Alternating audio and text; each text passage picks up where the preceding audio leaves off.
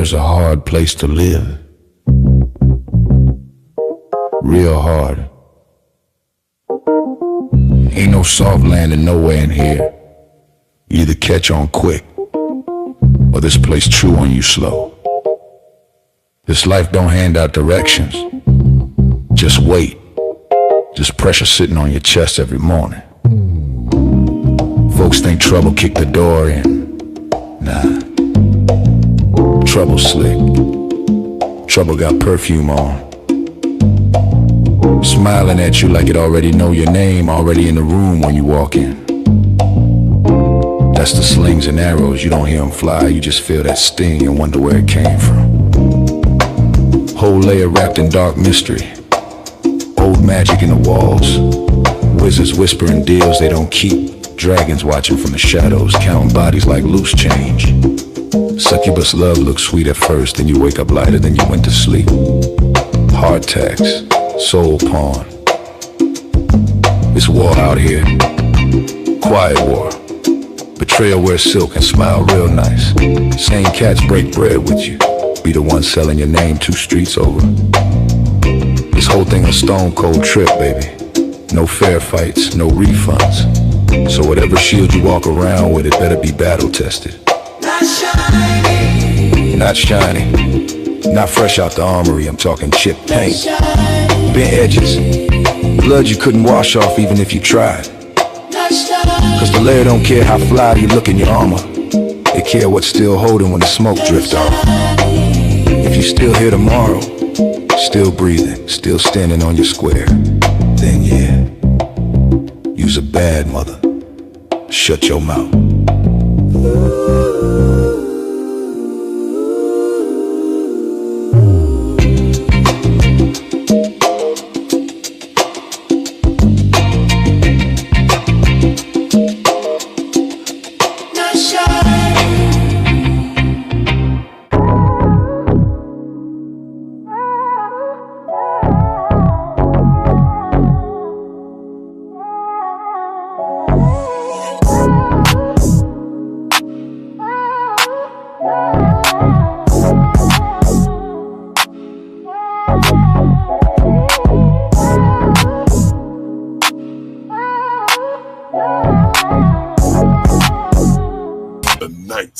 Layer.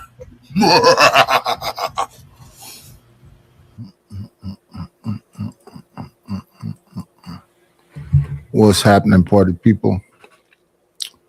Let's get it together. Let's get involved.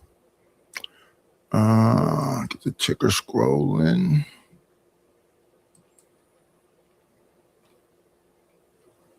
Background.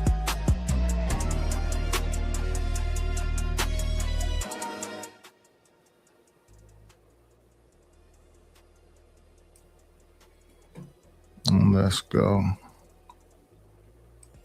We're starting.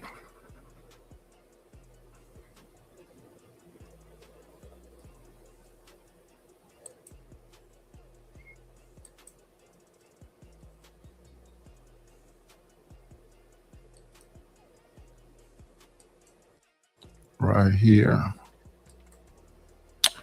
Thieves smash into an Oakland barbershop.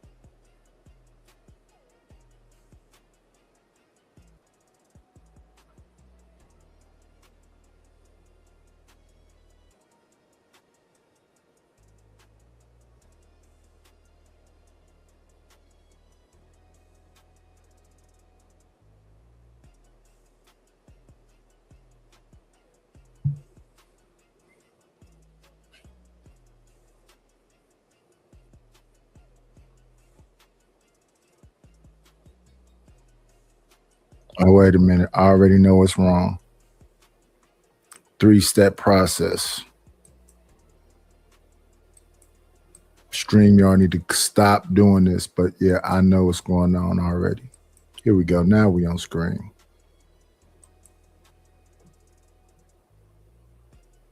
They finna be closed down for a while. This is crazy as shit. Wow. Can y'all believe this shit? This shit crazy. Man, let me see if they all right up in here. Man. Hey, bro, y'all cutting? Yeah. Oh yeah, we still cutting, man. Look, tell everybody come on down, we still cutting. You know what I'm saying? Setback ain't nothing but a setup for a major comeback. You feel me? Greg, you cutting? Yo, Shamar, you cutting? Oh, everybody, hey, Gerard, you cutting? Hey, look, check this out. Rick, hey, y'all get down here quick. I don't know how long we gonna be up. All right. That was dope. You know, when I first heard about this, I would imagine, like most people, when you hear about these bandits breaking into businesses, you know, especially in our community where people are trying to get it. Look at that. Look at that. They backed into the place. What is in an empty barbershop? This is not like a jewelry store. What is in an empty barbershop? And like they say, they're going to be shut down for long. Now, as long as they had that determination, go get some lumber and close that a little bit more. Go get you a door from somewhere, and you just, get back to business. No, lumber to enclose that little front part right there, probably about a couple G's, and you had the front closed back up. Be back operational. They operating with the glass and everything still around, with the stuff outside the thing. Look at the front of the video. Then the chairs and the debris still. They just set it outside, swept up where they could sweep up, and they got it popping again. Let's listen to the brother's synopsis of what happened.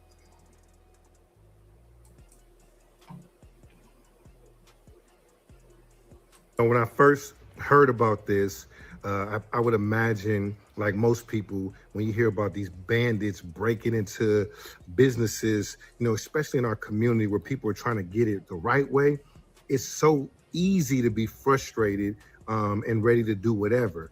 And what I respect about this, as an EI performance coach, I'm always sent videos about people behaving badly based on the fact that they disagree with something that's happening and they let their emotions get the best of them. Now, if you are an entrepreneur or if this happened to you and your family, no doubt about it, you'll be pissed. I mean, I was pissed when I seen it. But what they did is a masterclass in emotional intelligence. What they demonstrate is that you don't have to like a situation, you don't have to agree with it, you don't even have to understand it, but it doesn't have to emotionally hijack your day. Now, I know the owner, and trust me, he was pissed. He wasn't feeling it. What did they do? Instead of letting it have an impact on their day, shop's still open. They're getting it clean, they're getting it repaired, and they still keeping business going, right? So both things can be true. You can be pissed, frustrated, and something happened to you and still have a good day. This is a classic example of how emotional intelligence can help you maintain personal freedom so that you can live a better quality of life. So I got to salute Mr. Crispy and his team for not letting their emotions overpower their intelligence and being able to still get the goal accomplished no matter what happened to them. So at the end of the day, the recognition comes because I've seen people give up their whole day for way less. You know, how many times have you let one little thing emotionally hijack you and you can't function for the day? You can't focus on anything else because the emotions are so powerful that it's taking you so long to unpack it and process it. When you have a high level of emotional intelligence, you bounce back relatively quickly. Be in a space where you flow with the river and not fight with the rocks, so you still get your goals accomplished. So be on the lookout for more conversations like this with the EI 365 Neighborhood Watch. EI 365 Neighborhood Watch. And they did exactly what I thought they would. Well, that's what I would do. My cousin lived in a storefront. They was in that thing freezing.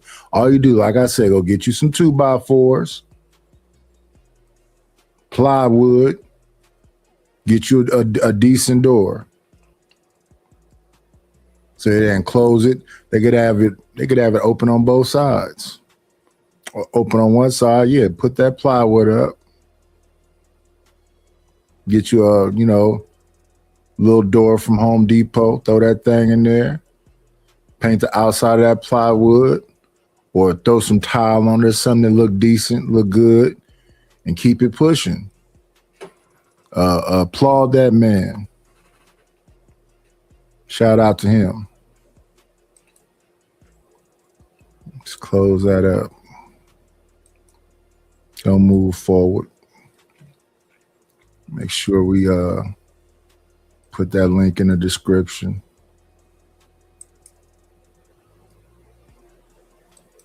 Copy. Yeah. They said business as usual.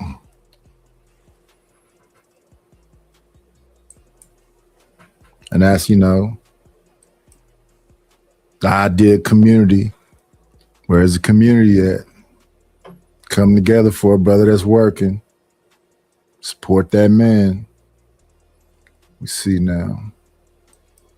That was the thieves crash into a store. Now we're going to relook at last night. I'm going to react to me.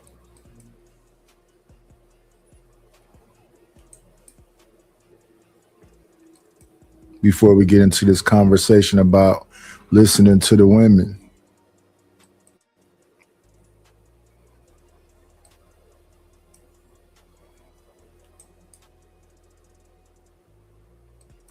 Because I think a lot of the stuff that happened before is just happening again. And a lot of it is people don't want to listen to nobody on either side. They done made their mind up. Because a lot of these tropes have been said for a lot of years now. Niggas ain't shit has been said for a lot of years now. And bitches ain't shit has been said for a lot of years now.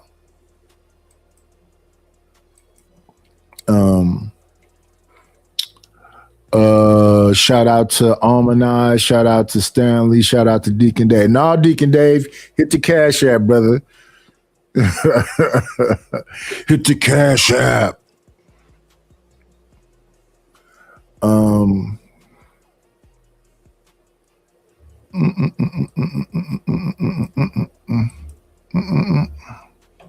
What is this, Stanley? What is this? Go outside of here. Hey, Candy King. Let's see what this one is.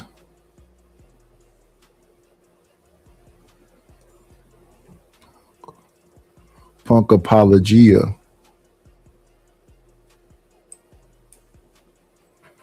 Let's see some right quick.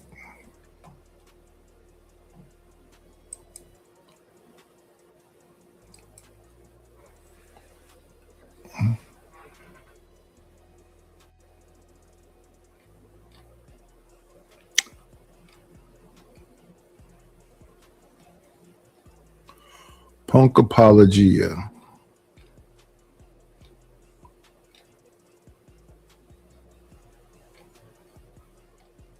See no definitions for that.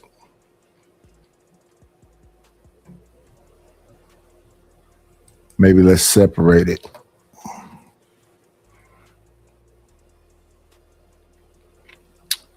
Apologia es un group, that's a different language.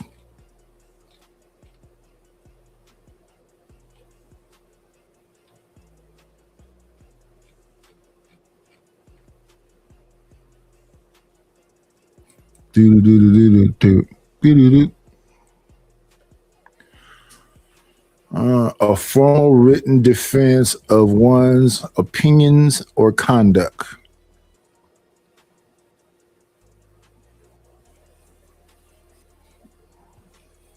So who's the punk?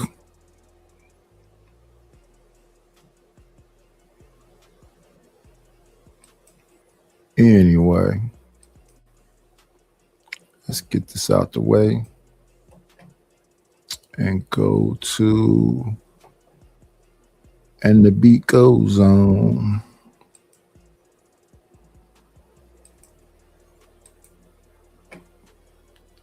I mean, it's 5 damn steps. 6 steps. Gotta come back in. 7 steps to get to that. It's annoying.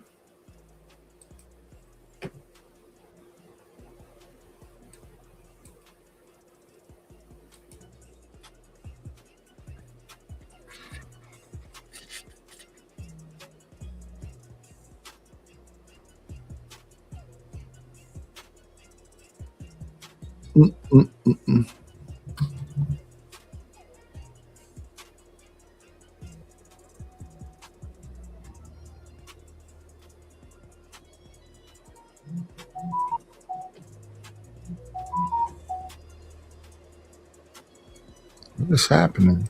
The problem, one of the problems that you got to understand when you're talking about it's a bulk of it's a small group of men getting all the women. That's what they're interested in, bro. Like it's like you criticizing people for being what you criticizing women for liking what they like. It's more women on this earth than it is men. Every woman not gonna get her own man. And I've never been in a Shout out to this right here. Let's hit him with the doo-doo. Thank you for the money, cheese, ready to do. Good scratch, squill of paper. Thank you to Deacon Dave for the Cash App. I appreciate it. No apology was needed, though. I was joking. I don't take these things personally, and I understand what you're saying. I'm just saying when I hear people say stuff like that, it's like we giving up on our so-called people. To think that 84% of people just want to be downtrodden and have nothing is just it's a trip thing to think about. But no apologies needed. But thank you for the Cash App. polygamous relationship in my life. I've been through a lot. I've never said I was the best boyfriend or best nothing along them lines. I know where I fuck up at. I know where I. You're not even trying to be the best. And I even kind of understand based on what we was looking at last night. This guy got a whole lot of women, and that's cool. That's some so-called player stuff. But all them women gonna want to have demands from daddy. So if one of them women want their kids to be in childcare while she go to school and be in some of the best schools and be in a better community and go to college, and so that's just one kid. He said he got 7 of them. It's a hell of a responsibility what comes up out of enjoyment. And then I think, the lack of responsibility after creating 7 kids, but then saying that he's desired by the women is a little wild. That's cool, you desire by the women, and to each his own. If the women was down with it and he was down with it, now them 7 kids is here. What happened with them 7 kids? It's not about the men and the woman and men no more. It's about the kids now. We want to get right here. It's on that picture. Let me stop. I just came to say hi. I hope y'all have you know. But no, though. I mean, it's everybody's perspective is different on it, right? Some people agree, some people disagree. But whatever it is, though, it's still your perspective, and it should be allowed. Now, you see it as whining, right? Because we up here talking about it or whatever. But at the end of the day, to me, it's just more about the conversation, right, than anything else. Like you being a part of it. Say even with that piece. So, just saying, everything is cool. Everything's kosher.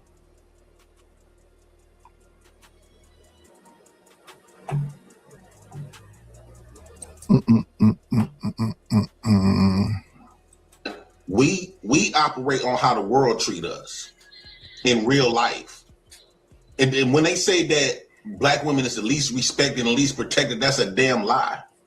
The black man is the least respected, and then I don't want us to be protected, but hell, I like to be protected in child support court and in divorce courts. We don't get no protection.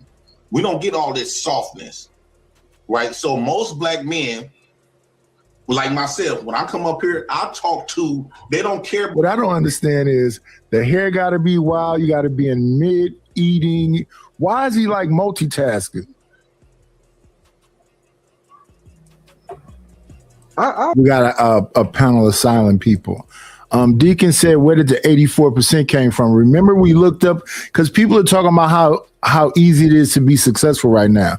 So remember, I went to ChatGPT last night and asked, what's the percentage of African-American people who make over $100,000? It says 16%.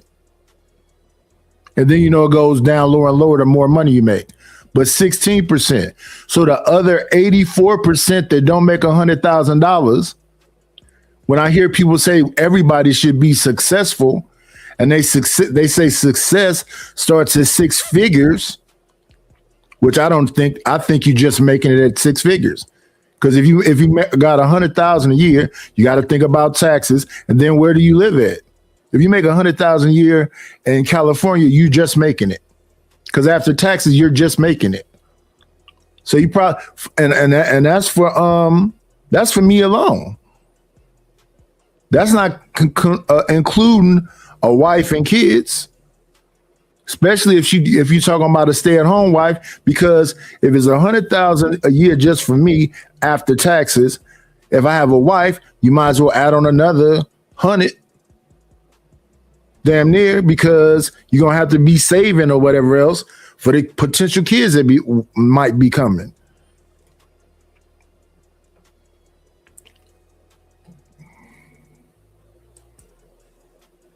And then this thing here, where Jay Prince is talking about, they say the black woman is the least protected.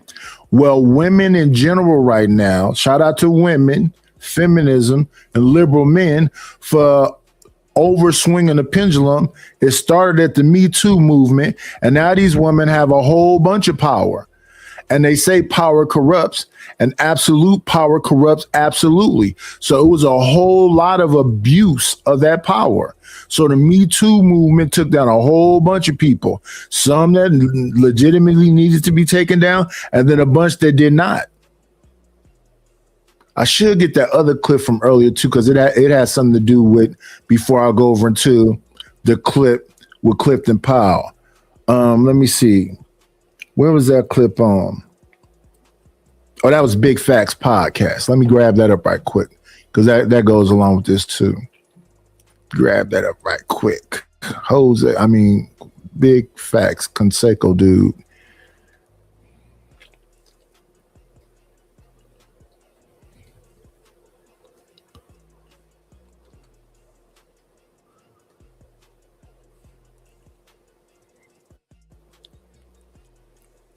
And then there's two of them. This is the one I'm looking for, I think.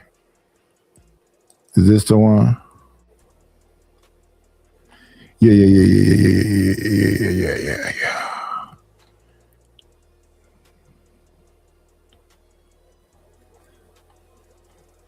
It was the one from 9 hours ago, 10 hours ago, live. 5 months ago. No. Let me see. 13 hours ago. There we go. Give me 1 second.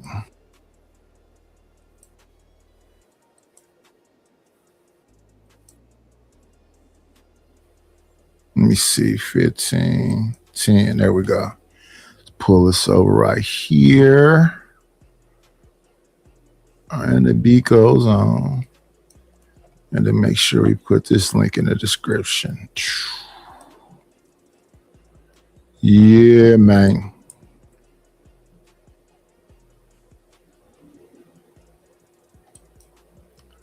It ends in 8C. Make sure we get that link out there so we don't have to worry about it later. And then we can move forward listening to JP talk about whatever the hell it is he talking about. I don't know how JP be explaining shit, man. I be listening to him sometimes. It just be kind of crazy. Kinda. What when you say kinda, what do you mean? Like the nigga jump, like you said, from like one thing to another and be doing some other shit, right? He literally said he's a baby mama. He literally walks around with bonnets on. He puts wigs on and talks in a woman's voice. Now he's up there saying when they say the woman is least protected, least respected, he basically said he wanted to be a woman, or am I hearing wrong? The JP, besides all metrics across the board, besides gender, is a black baby mama. Right. If you remove the gender out there, he is a solid like black baby mama for real. He's ratchet, like not just not ratchet baby mama. Yeah, exactly. Yeah. So of course he's gonna want the same rights as his counterparts, the other baby mama. So I can't really blame him for that. But so when he explains things, just close your eyes and just imagine. Okay, he listens like one and he explains things like one. It don't have to completely make sense.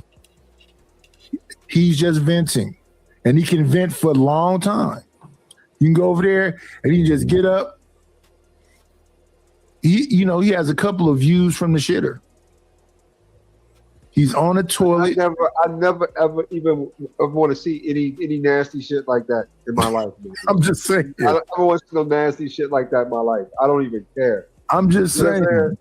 He'll get right up from the toilet, go grab he'll go right from the toilet outside and smoke a cigarette. No hand washing.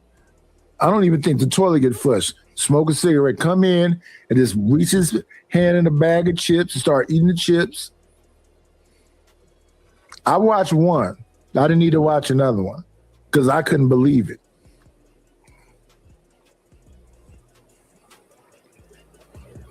And and got a woman and got married.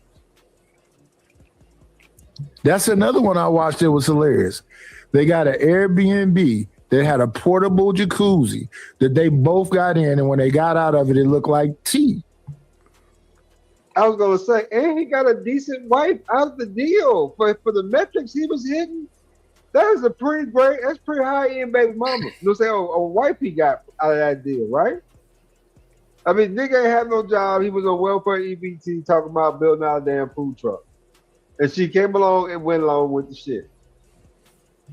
Hey man, it's amazing to me. It's amazing to me he got such a high grade of a woman. And you know what? Speaking of the food truck getting finished, I saw a clip today that Dr. Umar said that the school is finished.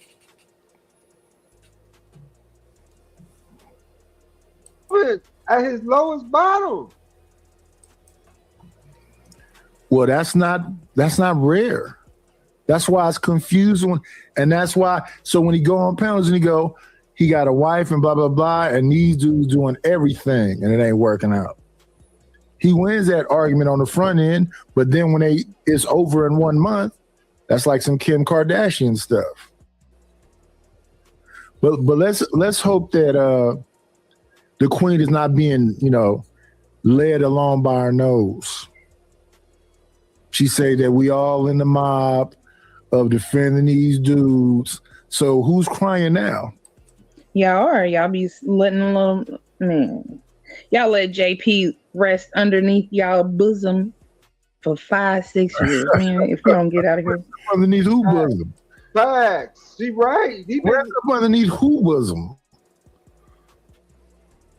Me and JP was funking when I was in the Black House. In fact, most of the Black House was funking. I'm just talking about the brotherhood, okay? The brethrenhood. Oh, like the sisterhood? They both not real. But y'all stay on code way more than we do. Mammies, male identified women, and in the brotherhood, you got the lane. It does exist, but it's very conditional. There's a lot of conditions to meet to be in the brotherhood. You know, so it's very conditional. But What are yes, the it's conditions? a lot of shit. So, okay, No. so tell me if Y'all this don't even be knowing each other. Y'all don't even be knowing each other and be on each other's side. Well, when we looked at what the sisterhood was the other day, Pretty Intellectual said that's what the sisterhood did. Y'all take extra Cotexes or whatever y'all use, tampons, in case somebody have an accident, if they need their eyelash, strangers, if they need their eyelashes corrected, y'all correct them, you know. We Yeah, don't purposely go out our way to do it for other people unless we like work in an enclosed area and we have it for everybody. Somebody's got to chip in. We're not just going to be doing it out of the kindness of our heart unless we're a brown nosing, pleasing ass motherfucker that's always telling on people. Those people are the ones that do shit like that. The little snitches that know everybody business. Those are the ones that bring everything and make everybody participate so they can get in your business. Those are the ones that do stuff like that. Or the job provides it. Unless you bring it for yourself. Women don't traditionally be bringing it for other women.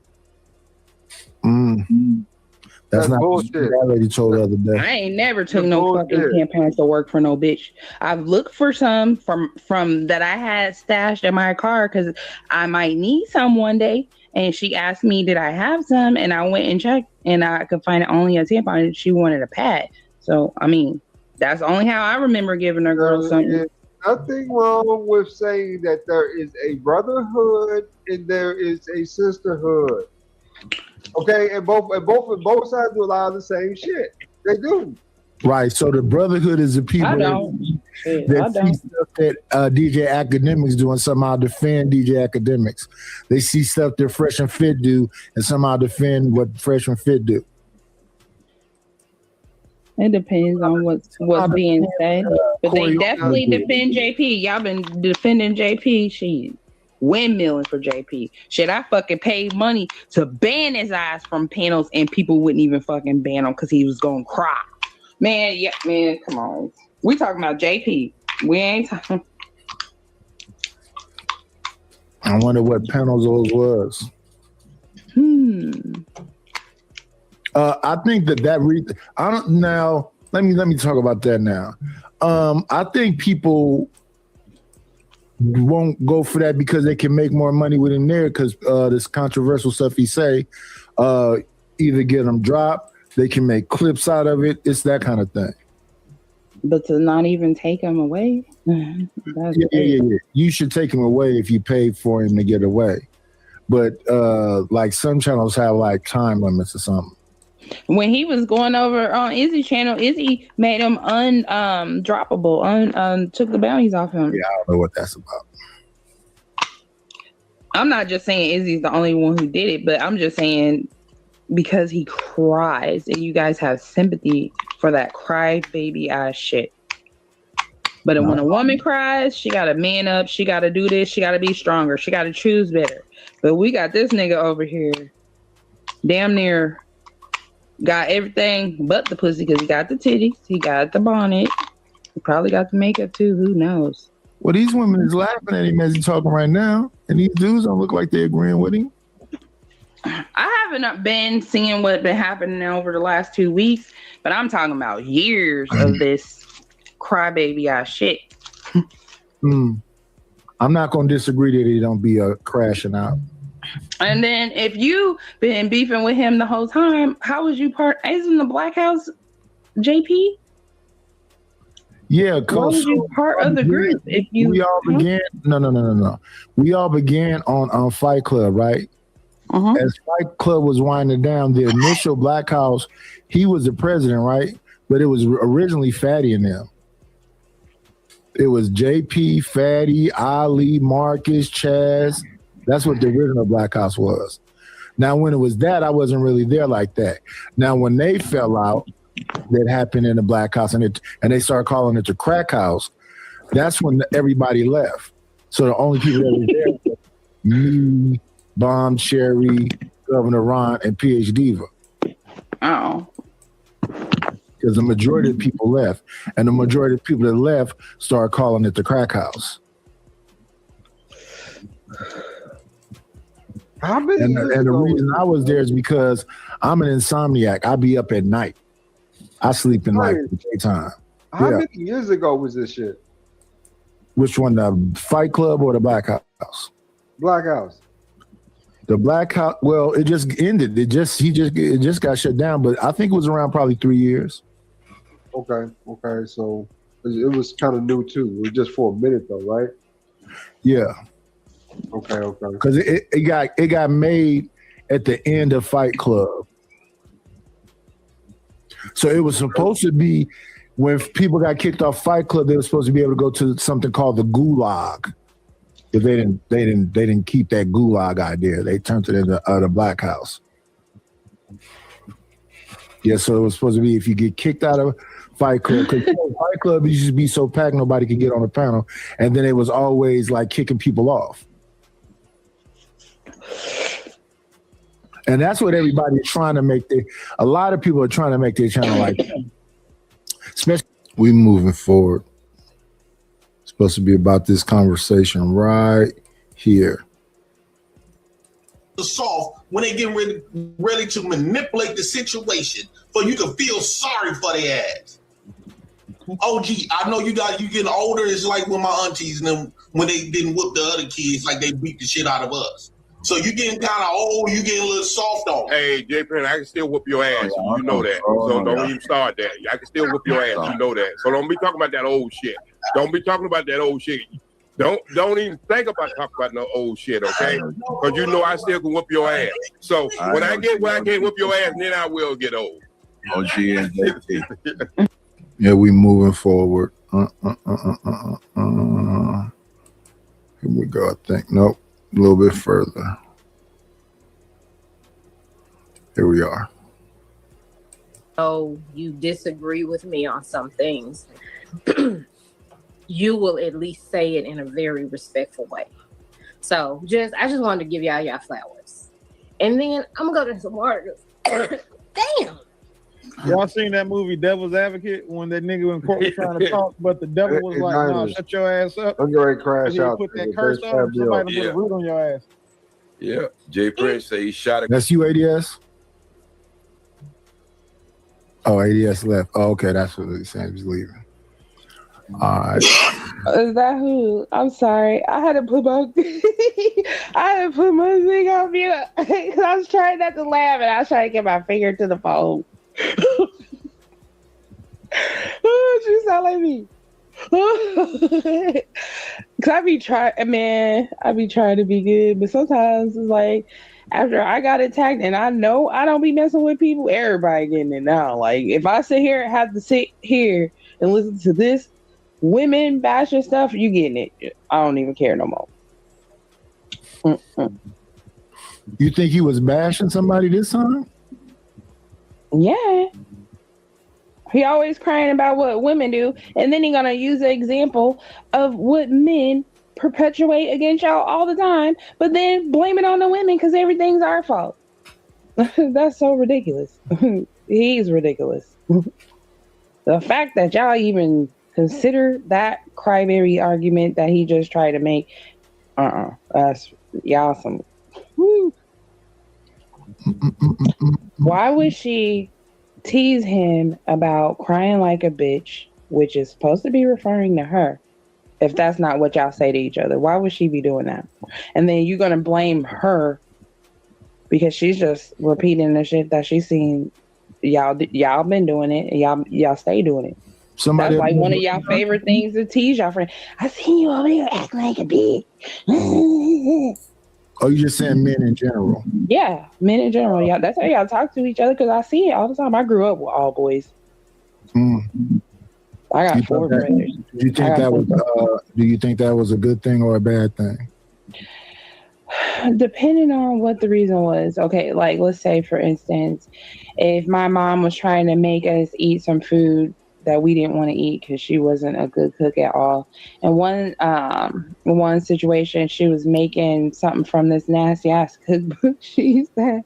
It was like some oyster chowder. I just know it was some white things that been in the freezer for like months. And then she took that shit out.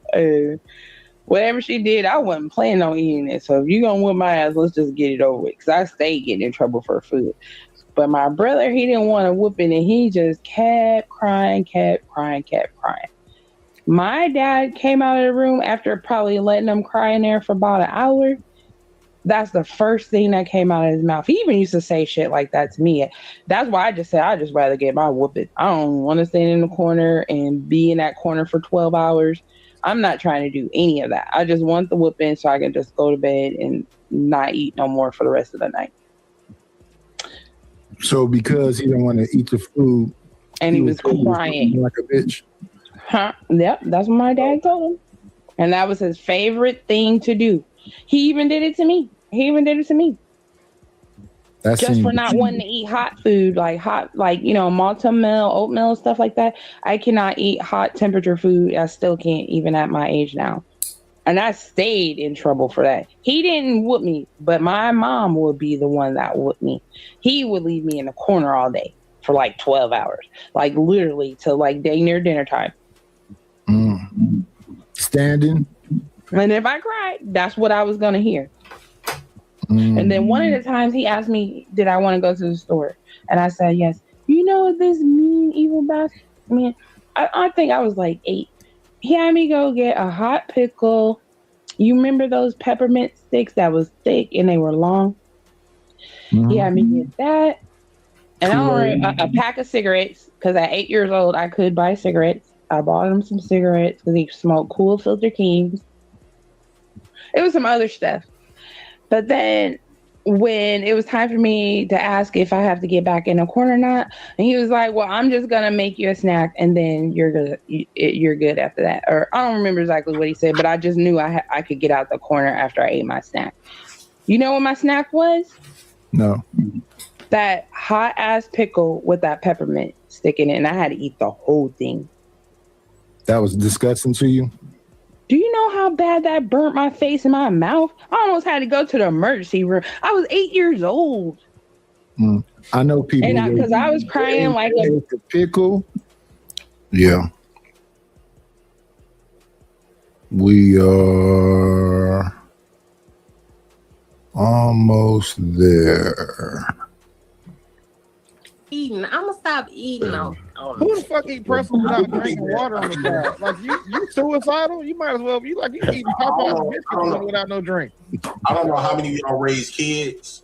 Hold on, JP. It's DJ turn. Yeah, he kept talking out of turn and stuff. So there's that, and then there's this.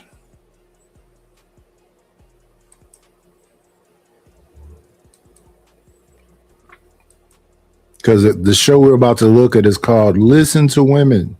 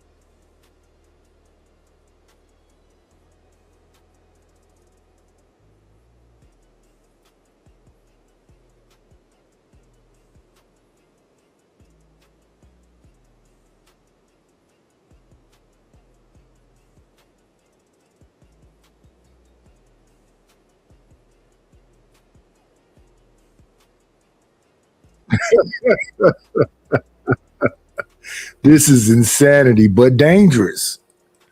This is insanity, but dangerous. This woman is crying. He like, what is you accusing me of? He thinking she talking about she calling the police. Oh man, it wasn't on screen. Let me rewind it. Oh man. These damn steps. Let's see. Let's bring it back. Let's bring it back. Right here. Pull it up. Here we go. Let's go listen to it again. So he's taking advantage of me, and I want to call the police officer. And I'm not getting out this car until you guys get here. All right, so let me give y'all an update on today, bro. I made this little shit right. I made this book dating. I don't even be on book dating. You being weird, but I swear to God, that's fine. That's fine with me, bro, because you know I'm not a drinker. And that shit weird, but that's the thing. You just met me and I'm not a drinker. I'm telling you I'm not a drinker. So why would you sit there and play in my face like that? This is the thing. That shit weird. I'm going through shit, bro. I just met you not even 30 minutes ago. So how I know you want to do a lot of shit. I need somebody to support me. I'm gonna take you at home, fool. What to do? I'm gonna take you I'm home. not a drinker. Why would you do that, bro? I don't want to be on camera. Yeah, I ain't showing nobody this for my safety. I've been happy since I've been with my ex. It was abusive. I don't know. I haven't abused you. I'm sorry. So what, you done got too drunk? That's what it was. So tell the camera that so I can cover my ass. I got too drunk. And So I didn't touch you. I didn't hurt you. No, you didn't. Why would I play with you like that? You making show, fool. I just met you. She just said seconds ago, you're abusing me. I'm finna call the police. She just said that seconds ago. You're abusing me. I'm about to call the police. And she started crying. He put the camera up to say, how am I abusing you? Then he put the camera on himself.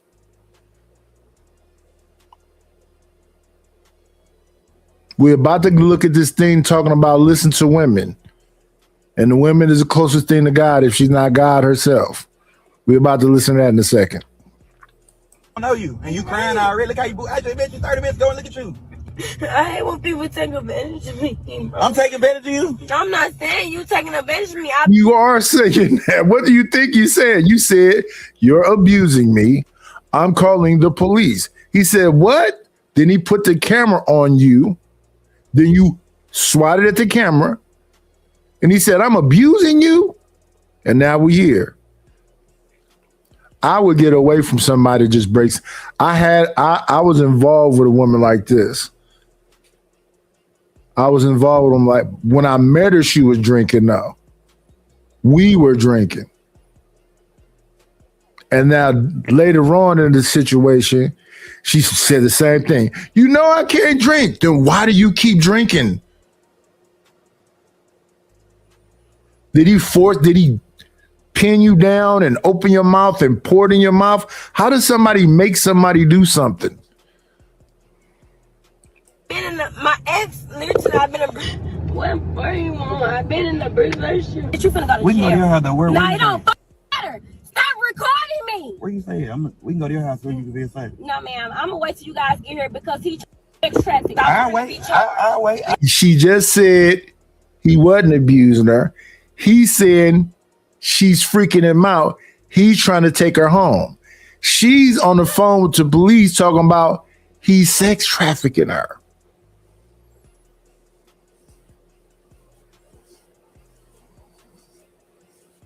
Just moments ago, she said, you're not abusing me. You're not doing nothing to me. He said, yeah, I'm uncomfortable. And if I was him, I don't know if I'd keep driving with her. Get out of my car. They probably turned that into something. He met her on Facebook, dating. He said he would wait. So yes, ma'am. Yes, ma'am. I'm at home. You not at home. Why we get to your house? I don't give a fuck about you recording because I'm my dead daddy. You told me if I'm suck your dick. You just told me that. And I recorded you. So I'm gonna show them that too. That's cool. Just fine. Now I'm pressing charges too. Yeah. This is y'all going to jail. Look at that.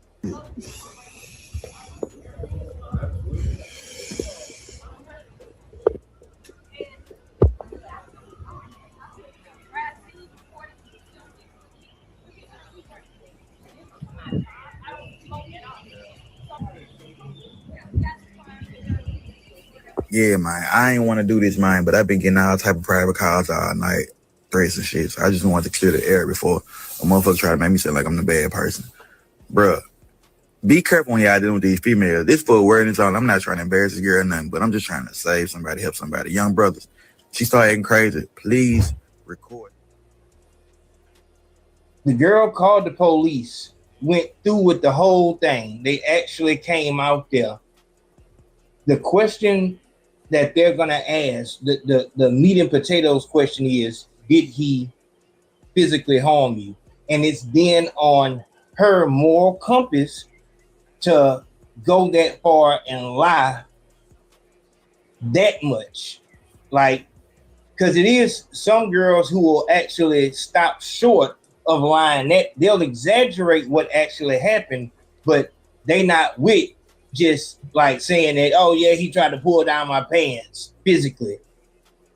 And really it's because the girl think that what she actually went through was enough to get him arrested. She really think asking the fuck after he paid for dinner or whatever, you know what I'm saying, the night on the town, the day on the town. She think him asking for sex after that or head after that is a crime. And that's scary. Like, you really believe that that's a crime so much that you don't even know that you need to add some more, you know what I'm saying, to make that actually illegal.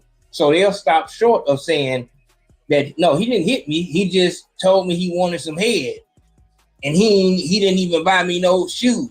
All he did was buy me. So was this a prostitution deal? No, I'm not no prostitute. That's why he shouldn't be asking me that. And then he don't want to take, like, so she's mad because after he took out for drinks and eating, he don't want to take her to the mall. He want to fuck before they go to the mall. You know what I'm saying? So she's not liking the order in which it's going because she was really planning on, I'm going to get this money and leave. I'm not trying to do nothing, you know what I'm saying, with him. And he should let me scam him like that. It's the whole thing is just, you know what I'm saying? And to get yourself in this stupid type of situation is just like, dog, I can't say it enough. I can't say it enough. Like, this is what the Men Too movement was for. Like, she didn't have no issue calling the police and telling them he's telling me get out the car. I'm scared. He's telling me to get out the car. And I'm not getting out till y'all get here because he's trying to human traffic me. You know what it is at the real end of the day, what it is that the nab in the back of her mind, the nab species as a whole, they believe that they really have the mind of a racist YT person.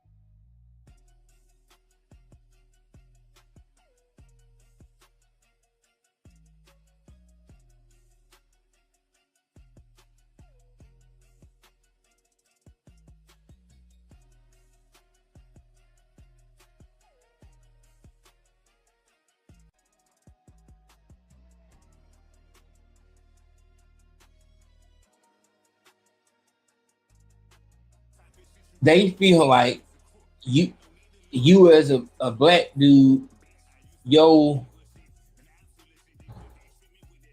kryptonite is the police. If I threaten to call the police on you, you will do whatever I want you to do. Not only that,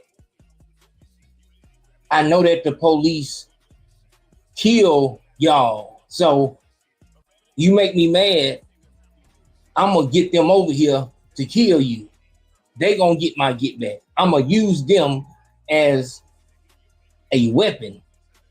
No difference than how the Karen in the affluent neighborhood would do. No different. Okay, so y'all couldn't hear me because I was muted. Okay, so we'll rewind the footage so y'all can see what's going on. Y'all could rewind it when y'all come in, but I'll rewind it right quick. We're about to watch something where they had a bunch of people together having a conversation about listening to women.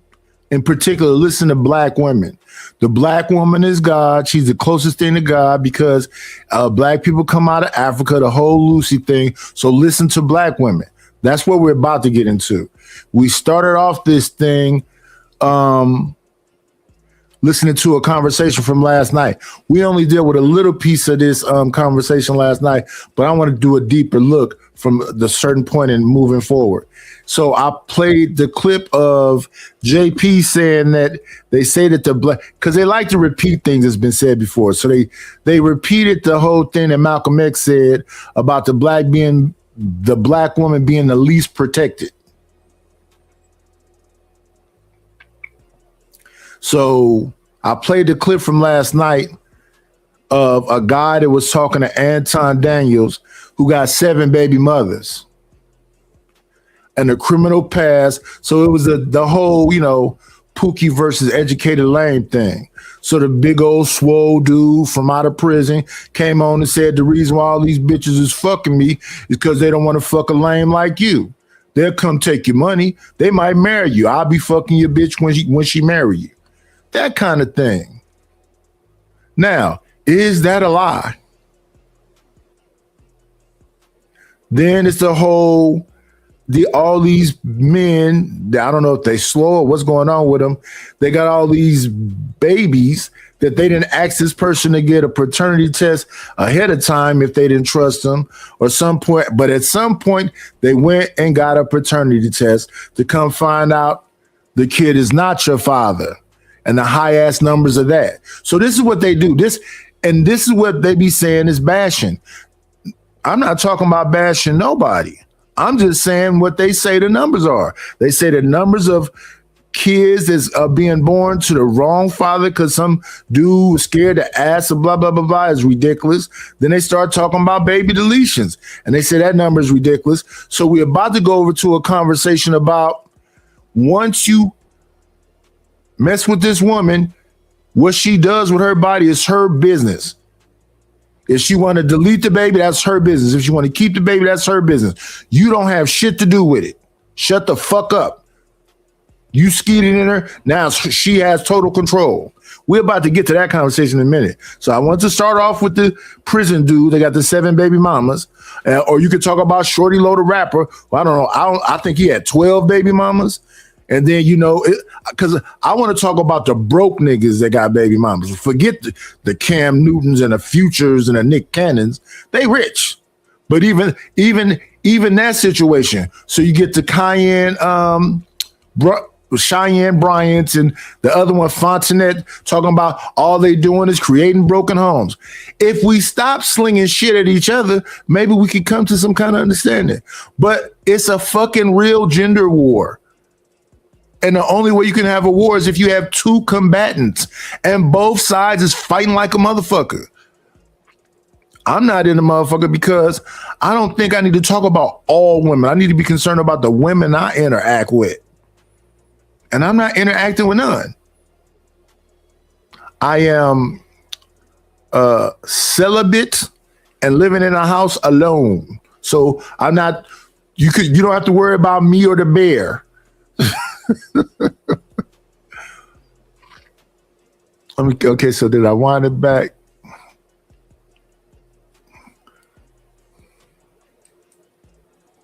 I have to rewind it back. People jumping in and out. I think y'all saw it. And we don't have to listen to no more Canseco. I think we can move on. But shout out to Canseco. We can get to this conversation now. Conversation with black men.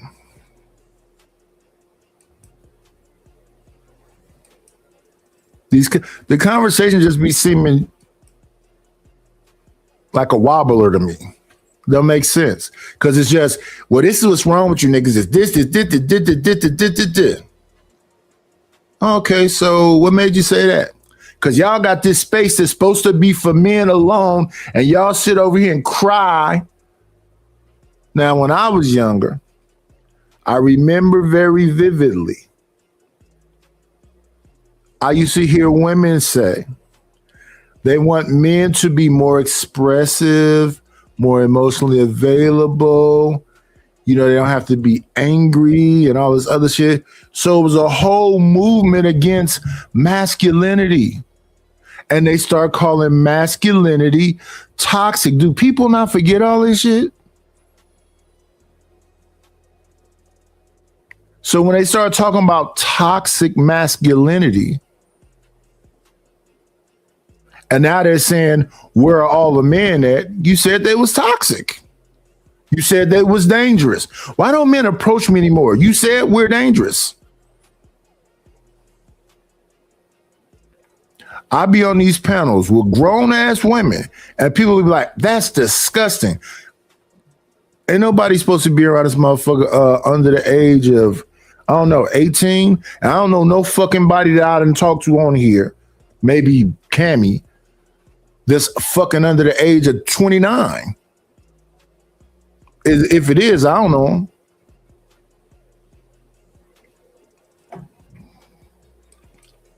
So where is this victimhood with people around that want to be around? But here's the discussion.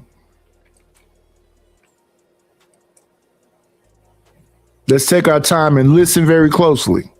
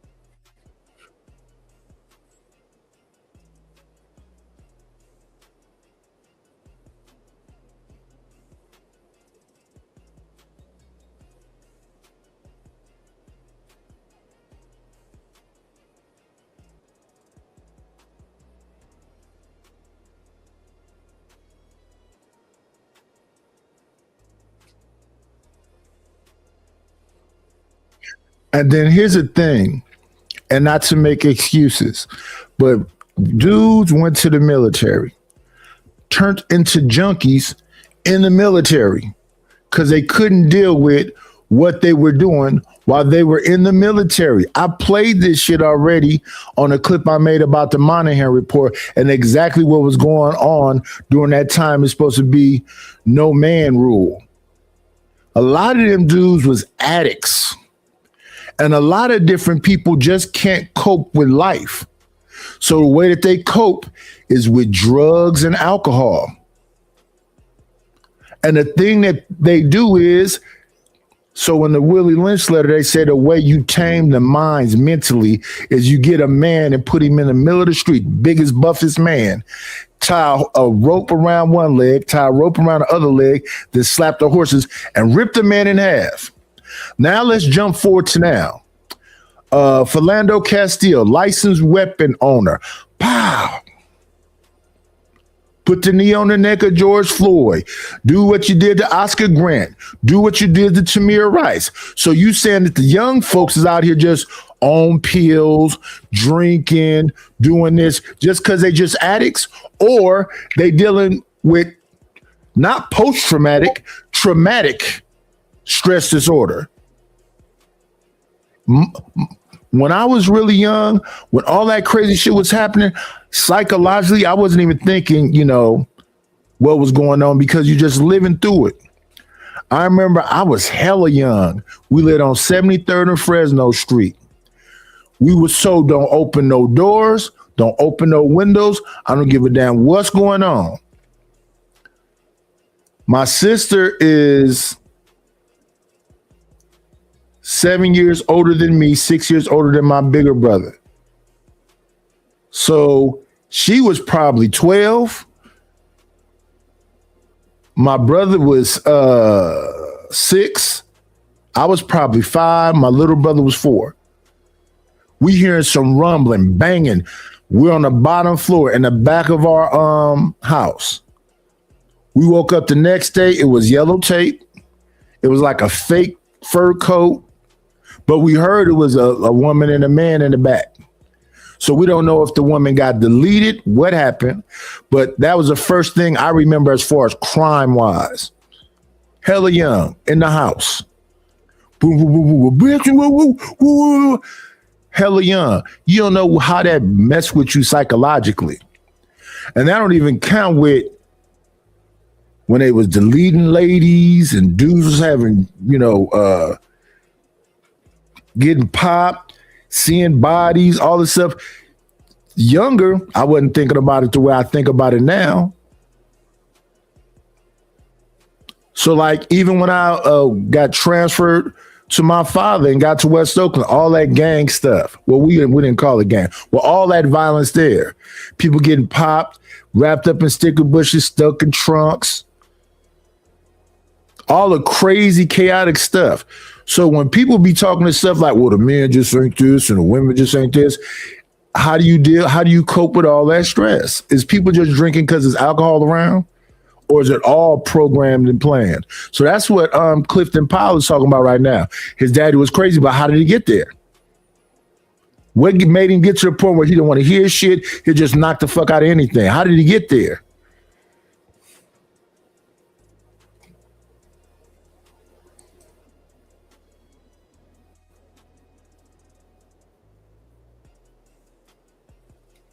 Oh shit, I'm doing it again. Let me rewind it.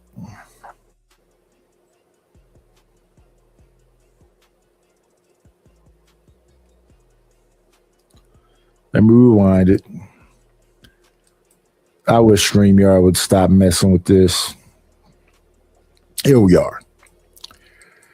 And so, I do want to also make sure that, I ain't got no kids, just so I can't talk about, the standpoint of a father, but there are fathers at this table. I also got 25 nephews and nieces. I'm Unc over here. You know what I'm saying? I got Unc strategy over here. But there's perspectives from all on this table from every angle of it. And I do want to go back to, and we can go wherever you wanted to go, whatever you wanted to say, but I do want to talk about that, like you said, the government shouldn't be involved. Keeping in mind that this is a government that was steeped in what they call white supremacy. I like to call white delusion, right? You know what I'm saying? It was same thing, right? And they don't want to believe that they came from a black woman. Yeah, and the definition. Becky, you came from a black woman. Well, the definition of masculinity, the definition of what we do with our bodies and how we define a government's role in that came from that corrupt standpoint, that corrupt perspective. So I 100% agree that the government should do anything about it. But where did you want to go with that? Well, I think one of the things that I think helps, I believe. Yeah, so I pulled it up and was playing it, and it was in the back. So we're going back to it because it's like a 7-step process to get to the damn thing. So you gotta click share. Then when share comes up, you gotta click the thing, and then after you click the thing, you gotta. It's too many steps. It shouldn't be that difficult. It should just be share, and it should just pop up on the screen like it used to be. It used to be you hit share and you go right over to the YouTube. So now, matter of fact, let me go back. Let me drop it off the screen. Let me count how many steps it is to get to this. Let me drop this. Stop. So let's see. Gonna go here. 1. Then we go up to share screen. 2. Then we click share screen. 3. Then we go to the channel. 4. Then we click share again. 5. Then we get out here. You got to come back in StreamYard and to get down here. 6. And then you got to go to the channel you just came from to play the clip. 7. 7 steps. Why is it 7 damn steps? Let's do it again. Stop. I'm clicking. 1, I'm gonna hit share screen. 2, I'm gonna hit share screen again. 3, I'm gonna find the show I'm looking at.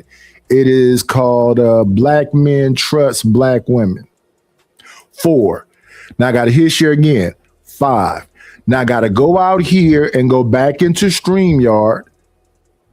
6, then I gotta go back outside. 7, to play the damn clip. But here we go.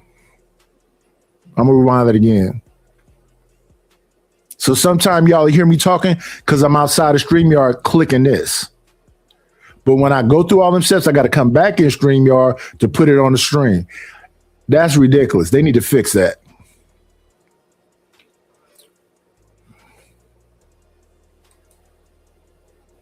Go back again.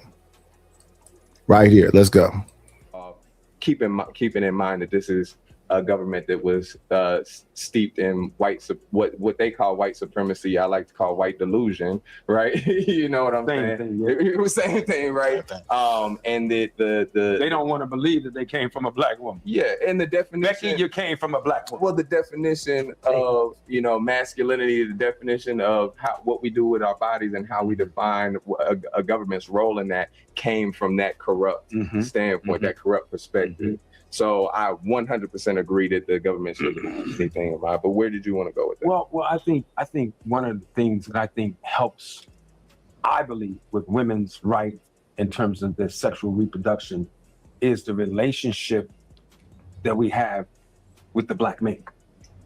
I heard a psychiatrist when I was on one of the panels say that African-American men and women are suffering from 450 years of post-slavery PTSD. Yes. So one of the things that I love about this thing right here is that the next one I want to see is black men and black women sitting down together and talking about how do we learn to exist in peace. And I say that because I'm saying this, and a lot of times I have to catch myself. It's emotional. I grew up with a lot of violence around me. My father, when he drank, I seen him knock women. My father fight a baby. He was just off. He was mentally off from the oppression of this culture that broke him. And, so we were born, a lot of us were born into that, our fathers, and we're trying to break those cycles. So somehow that ties into me to women's reproductive choices in terms of having a baby with a guy that's comes from a broken family. Now the baby coming in with a broken family and bam, bam, bam, and the mother's asking the father for support and like, yo, I ain't asked you to have that motherfucking baby. You know, that ain't shit. I don't even know if that's that. I mean, there's so many levels to this that make women cower or not want to talk, you know, or be the victim of one guy shot his baby mama and the kids the other day. It's so I think we got to attack that from not just right now in this racist culture that we're seeing with this administration, but also from a generational standpoint. For sure. I don't have the historical information, man. That's why I'm a listener, man. I'm a great listener. But you know, when I hear, you know, from your generation, your perspective, and your perspective, and everybody's, you know, perspective, in the sense that as we get into it, I feel like we let women down. And that. See, there we go. This is something you hear on the panels also. It's you old heads. It's you old heads. It's like you don't let what was just said marinate. You don't go back and try to figure out what was happening in 1968. What was happening you watch these movies and stuff. So you see a movie about Charlie Parker, you see a movie about Smokestack Lightning with the what was that called? With Beyonce and Cadillac Records. You saw Cadillac Records. You saw all them movies. So you seeing people get dogs put on them, beat up, kids getting deleted, folks being hung and all this other shit. Well, some of them men that wasn't brave or whatever else, the way they dealt with that oppression, whatever else, was to drink and do drugs. So when you look at that Marvin Gaye album cover, I Want You, which is the Sugar Shack, which is the famous picture from Good Times, then people are in a juke joint. The way they escaped, sex and alcohol and drugs. You being oppressed. How do you deal with oppression? How do young people deal with oppression now? They talk about all the shit the generation before them didn't do. The oppression is not over with. Is everybody dealing with depression, with the oppression easily? And that's just oppression. So a lot of the things that come up out of oppression is depression. Anybody dealing with that? Then they don't even have nothing to do with how people can't get along or interact with each other. And that has nothing to do with the freaks in your family that's still coming to the picnics and the family functions. He did what to who? But why is he still around? So family secrets, abuse, drug abuse, oppression, depression, these conversations be had way too casual. And we just we're going to say all this shit at one table and something's going to be solved. No way. No fucking way. Right now, we looking at Bro-Willa, that's what they call her, and Glorilla. She got siblings, they say 10, that feel like she's supposed to be doing something. So that's black tax. Then some people have survivor's guilt. I survived that. Some people feel like they have to pay. So when you hear about, okay, you make $100,000, when people who really know anything about money know that's not no money. We've had shows about that. What's her name? Keisha Cole had a show where she buying all the family this because I'm making money. And then her damn handlers told her, well, if you keep spending money like this, we don't know that next year you're going to have a hit. We don't know that 10 years from now you're going to have a hit. But if you keep spending money like this, you will be broke and homeless. That's not the way money works.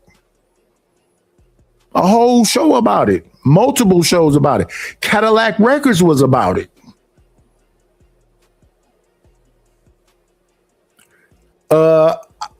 I think I'm going to get that other clip about posthumous. I'm going to put that on here too. But this casual back, I'm positive they're going to clash. But let's let Luke James talk. Regard, we didn't stand on business. And what you mean by that? I just feel like we let depression wear us down. Fathers let depression wear them down and beat them down, take them out of the house. and No, they forced them out of the house. Forced them. No, they had a program. They forced them out. They didn't leave the house. I feel that. I understand that. I can't, but ain't nobody gonna make me leave my woman.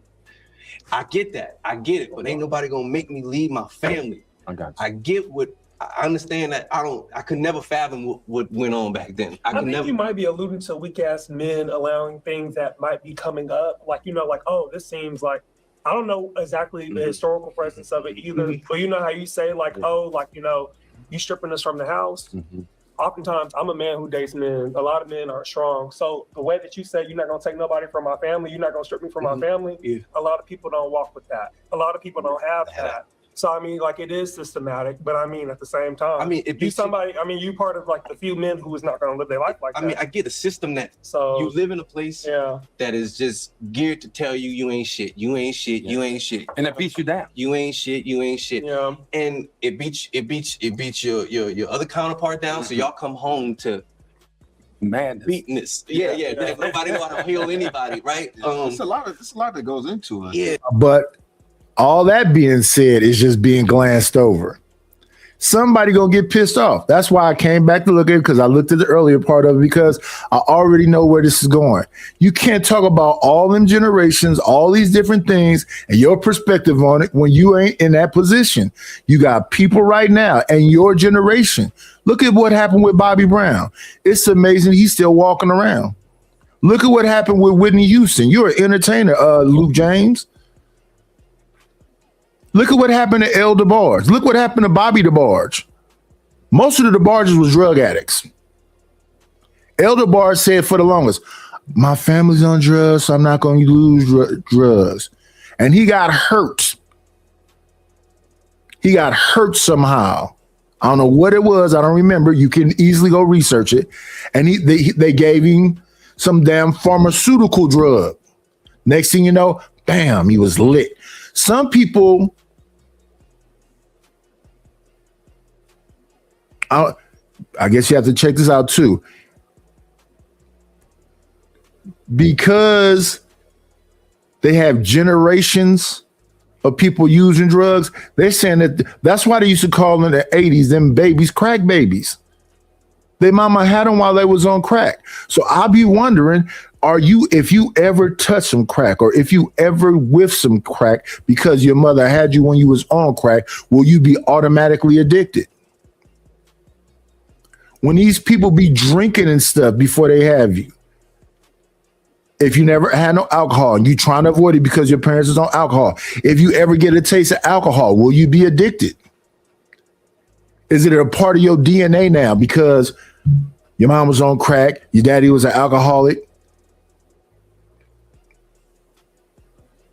And a lot of these people are just trying to avoid everything. But let's go. I think it's a lot of different influences that happen, whether it's drugs, right? We know that our community struggled with that for a long time. But let's talk about them. Let's go back up. But no. Let's go back and talk about the CIA putting the drugs in the neighborhood. That's what I'm gonna say. We're in a country where drugs is probably the most highest profit of things that you want, right? But just speaking on fatherhood and being in the house and not being in the household, I think a lot of pressures coming from East Side, right? Yeah. I've looked at fathers who weren't in the household and had conversations with them and say, man, you've been on drugs since you was 12 years old, brother. Your brain doesn't have the capability of thinking correctly. That's right. You are afraid that you can't provide for your family, so you would rather leave, right? Not knowing that you have a woman who's willing to stay down with you and hold you down no matter what, right? So it's just, as a man who, even to this day, get nervous, right? Like, man, this shit is slowing up. Like, am I better off telling my baby and them, like, are y'all good? No, of course not, right? Right. But you have to be honest about yourself and say, I'm fearful of certain things, and say, and not necessarily a weakness, but necessarily it's like, I'm scared, right? That I can't. But they can't fathom that back then. So on that report that I did, it was a woman who was sitting on a porch with arms crossed, and they wanted to talk about these black men. These niggas is weak and blah, blah, blah, blah. She said when these people came back from the military, they was on drugs and whatever else. And she said that a lot of the work was seasonal. So when the wintertime came, it wasn't no saving this or doing that. And then a lot of them dudes just had to sneak around. They were still around, but they had to creep around the house and whatever else. So think about the psychology of that. I don't want my babies to be able to get to welfare, so I got to play this game where I'm not really here. And then when the summer come back, I can, get a couple of dollars. But when the winter come, in the winter, you got to hide like you're not living in a house. So if you ever see them old movies where dudes are standing around a barrel and it's on fire and they drinking, they probably did live at home, but they got to hide. They got to leave out the house. They can't have their shoes in there. It's a whole game, and it's a psychological one too. So it's not something you can just gloss over. Now, does that mean everybody that went to the military cracked? No, but it was a significant number to be talked about. And then the ones that couldn't go, suppose he wasn't, strong enough to go, they stayed around and they was being looked at like, what the fuck is wrong with you?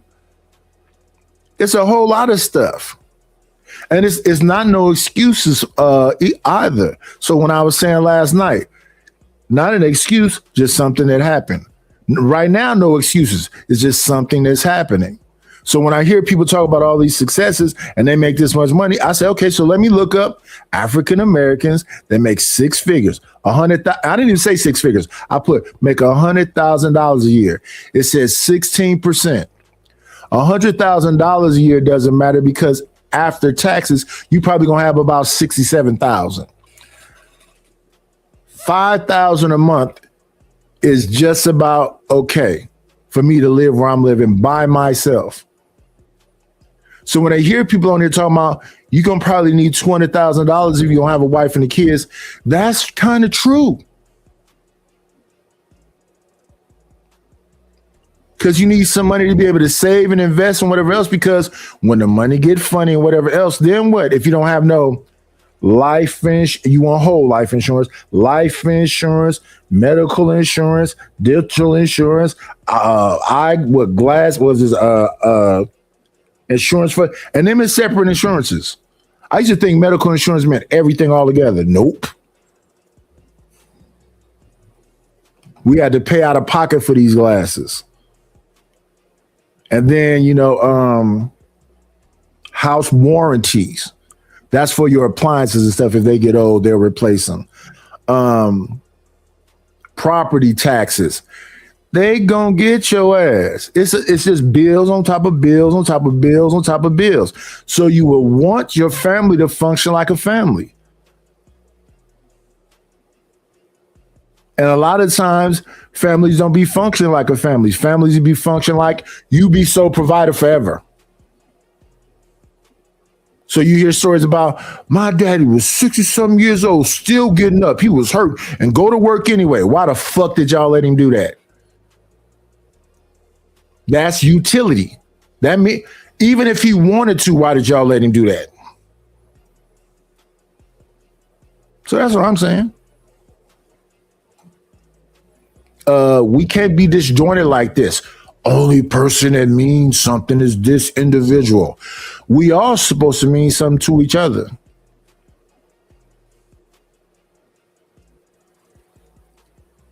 And a lot of these times it'd be like, people be listening to be able to attack. Oh no, you making excuses. How? I'm still in the house so far. Me and my wife was together our kids' whole lives until she passed. They stayed in the house until they was adults. My son left this new house when he turned 19 and went to the military. Where am I making excuses? I'm saying that all these other things happen too. When people had this kind of mindset that there's no way, you're just weak. That's bullshit.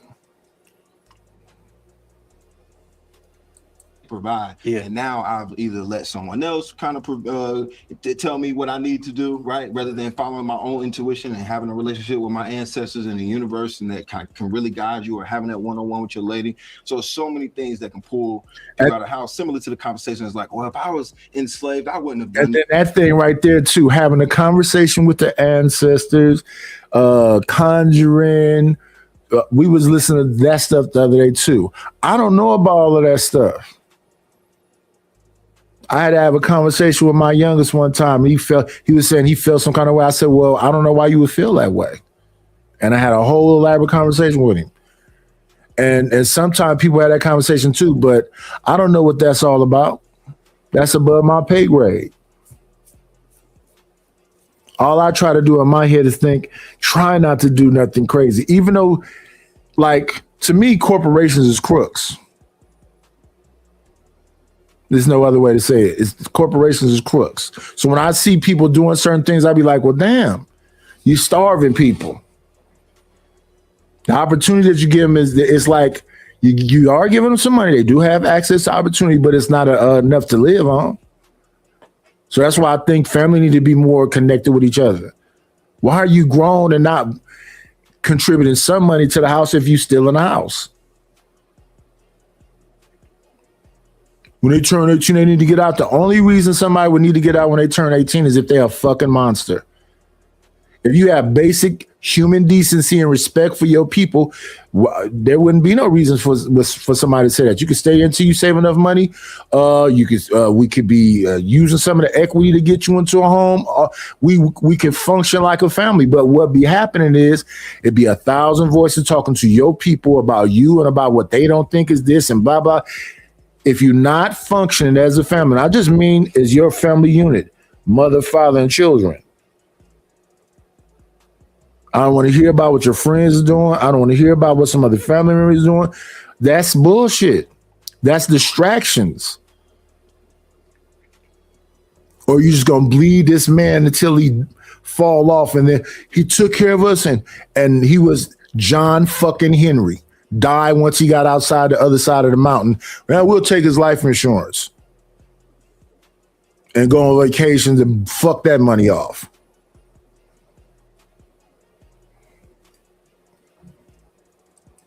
It's like, well, you really don't know. So it's like, it's so many different things that go into why people do things, and sometimes, yeah, you can name it to. It's like, oh, this person was being a coward, or this person was being. But a lot of it is fears, and a lot of it is because we're the minority, and because the pressure that comes from so many other people that don't look like us. It's a lot of pressure that makes you feel that way, and then you got the people that's in your community that oppress you, right? And so, as men, I didn't even listen to this part. For a young person to be saying that, bravo! Let me give an applause. Because a lot of young people I be listening to, their whole attitude is, "No, y'all niggas fucked up." What's wrong with you now? Well, what did Gen X? Well, a lot of Gen X's are in your face now. Well, now they looking horrible with the Epstein stuff. Now they looking horrible with the Diddy stuff.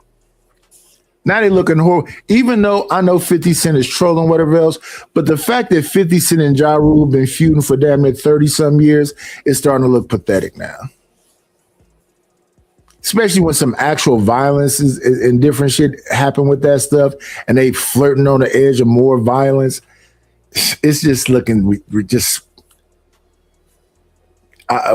thing that's happening with Al Heyman and Floyd Mayweather, the thing that was happening with Javonta and Floyd.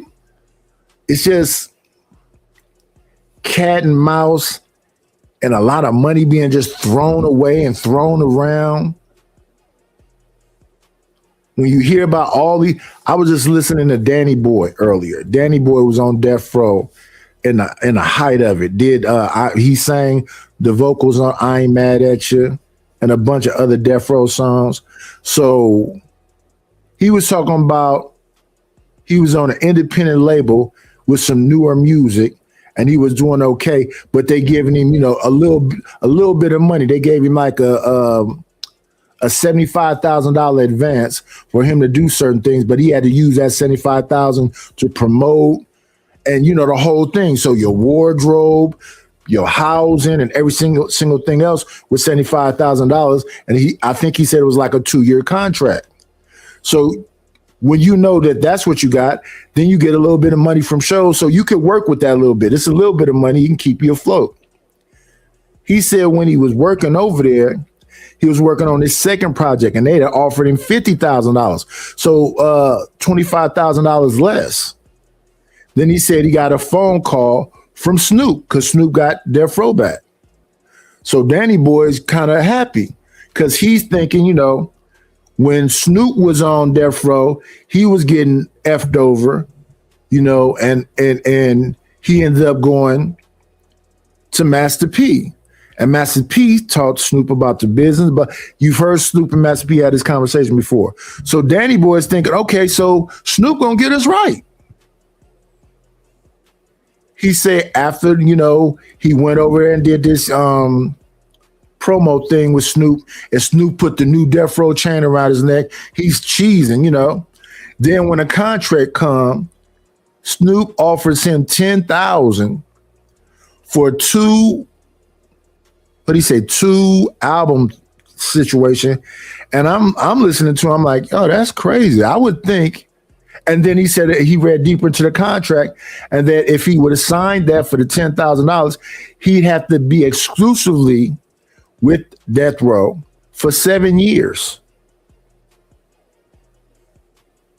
Just think about that.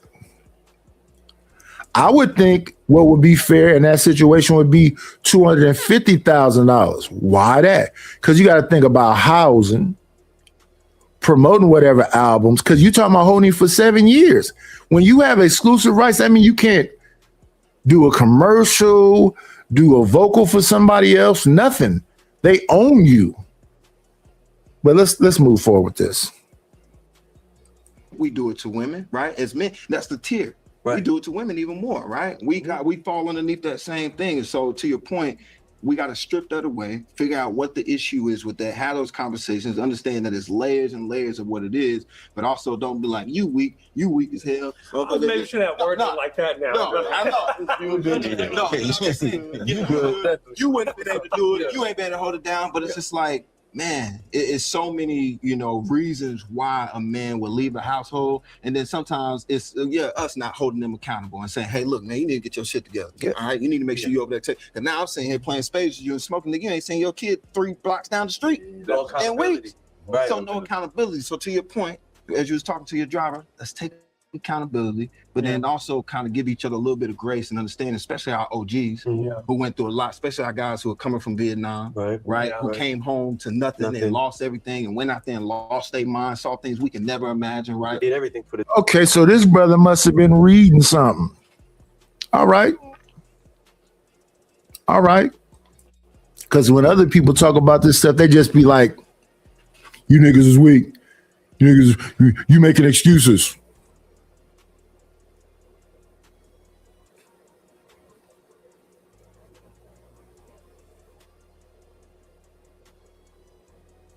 Why is Zeke and Dave talking about pizza?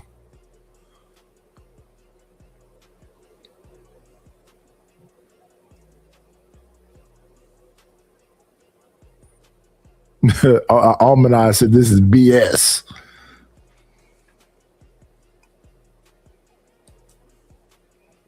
this place and did everything for this country just for them to take it away from you. And so now I say, well, fuck everybody. You know, that's my entry point to this conversation. I think that because I went to college and I got a master's degree in human relations, I really sat with and grappled with power and domination when it comes to like gender discrimination and when it comes to discrimination against women. So for me in this conversation, thinking about like fatherhood, I can't help but to think about the way in which I was introduced into this conversation about women's progression and how there were critiques of Black women that talked about how us as men don't start thinking about this shit until we start having kids. Mm-hmm. So we start to think about how we only think about women when it's tethered to a man. Mm-hmm. Like, hey, respect her, bro. That's so-and-so little sister. Hey, respect her, bro. That's so-and-so. So it's really thinking about how us as men in terms of accountability, we really don't even have a good transition from objectification to fatherhood because you've been a fucker for 20 years. Mm-hmm. And now you don't want to be a fucker no more. Now you want to be a father. Because we don't have that accountability to think about the like how we are taught to objectify women. And I know in our conversations it'd be like, hey, you can get respect from the homies based off how you get down on a bitch. Yes. Yeah. To be real, mm-hmm. You can get capital, popularity, preference based off of how you're able to dominate and objectify other women.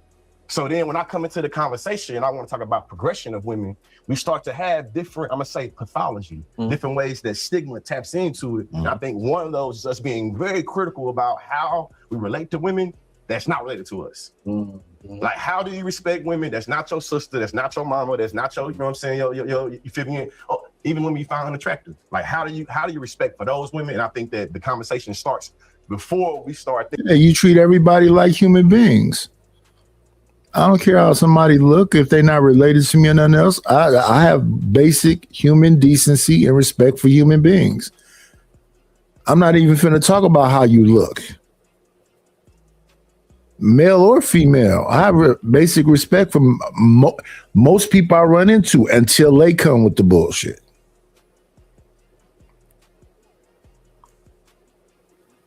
Even when I think about like war and all the other shit, that shit is horrible. So it's all about your perspective on how you look at things. But I know a lot of people that don't give a damn about nothing. They casually talk about all this horrific shit like it's no big deal. Like, just get over it. So, I mean,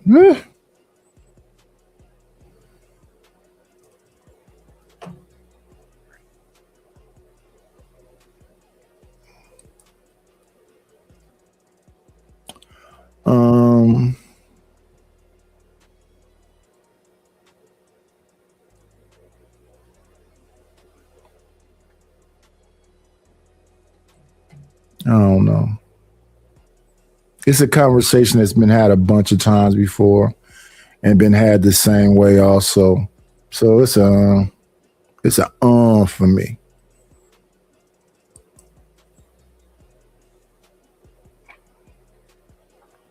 And really based on how we interact on here. I don't know how many times we got to hear I'm Jabba the Hutt. Oh, you fat. Oh, you old. Look at your teeth. Oh, you bald. Oh. And these is dudes talking to me. These are not women. So I'm like, dude, why are you so fascinated with my looks? So let's talk about how each other look, I guess. I don't know how many times I done heard I'm white, I'm light, I'm a mulatto. And these are from grown people, educated people. Some of these cats on here is military and all this stuff. And in casual joking, we go into you're white, you're light, you're this. I'm the real black. That was the other thing we were looking at is a clip of who was that?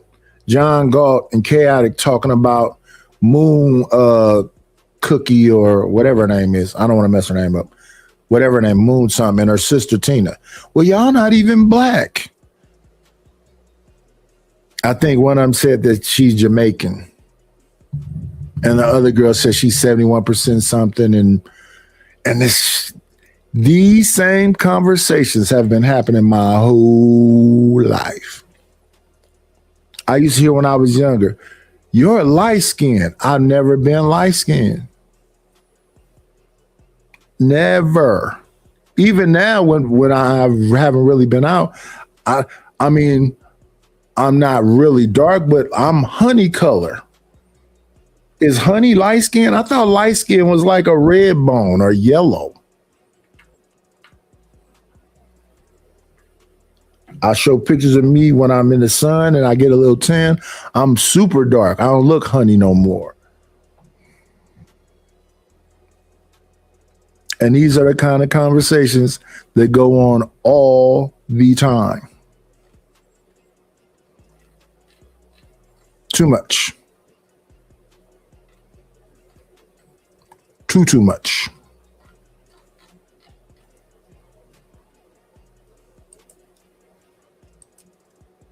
Thinking about fatherhood. It starts to me, thinking about it in middle school, you know what I'm saying? But also in this conversation though, it's like, hey, so before you became a father, before you became a father, when did you think about the general welfare of women?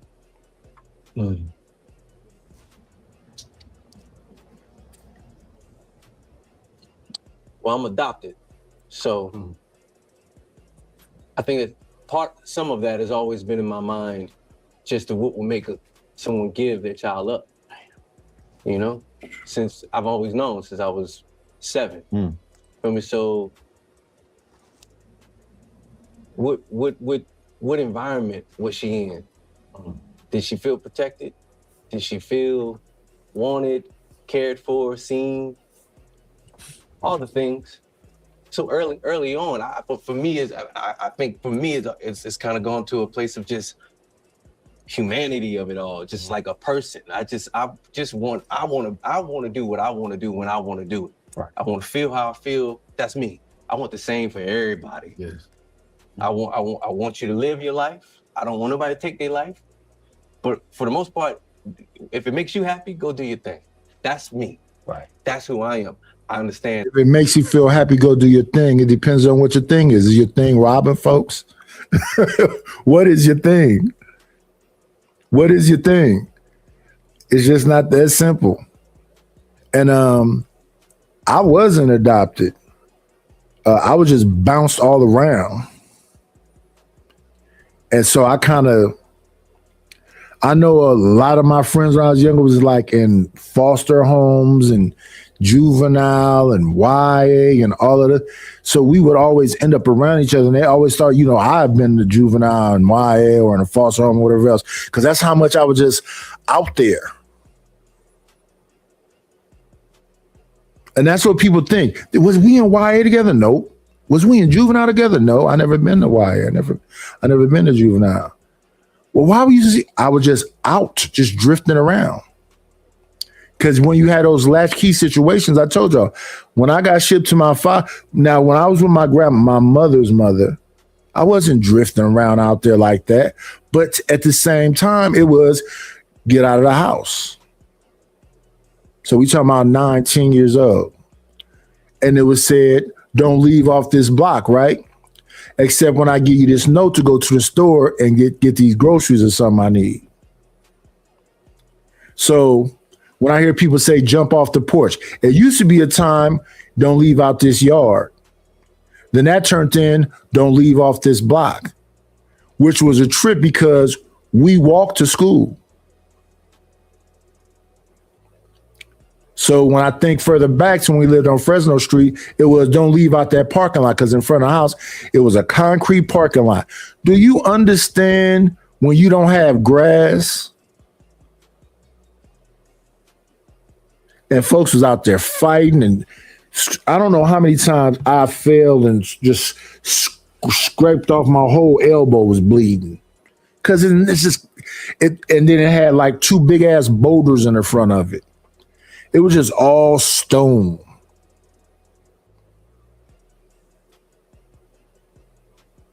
To go from that to end up living with my grandmother, who had a lawn in the front, who had grass in the back, who had a couple of dogs, who had a garden.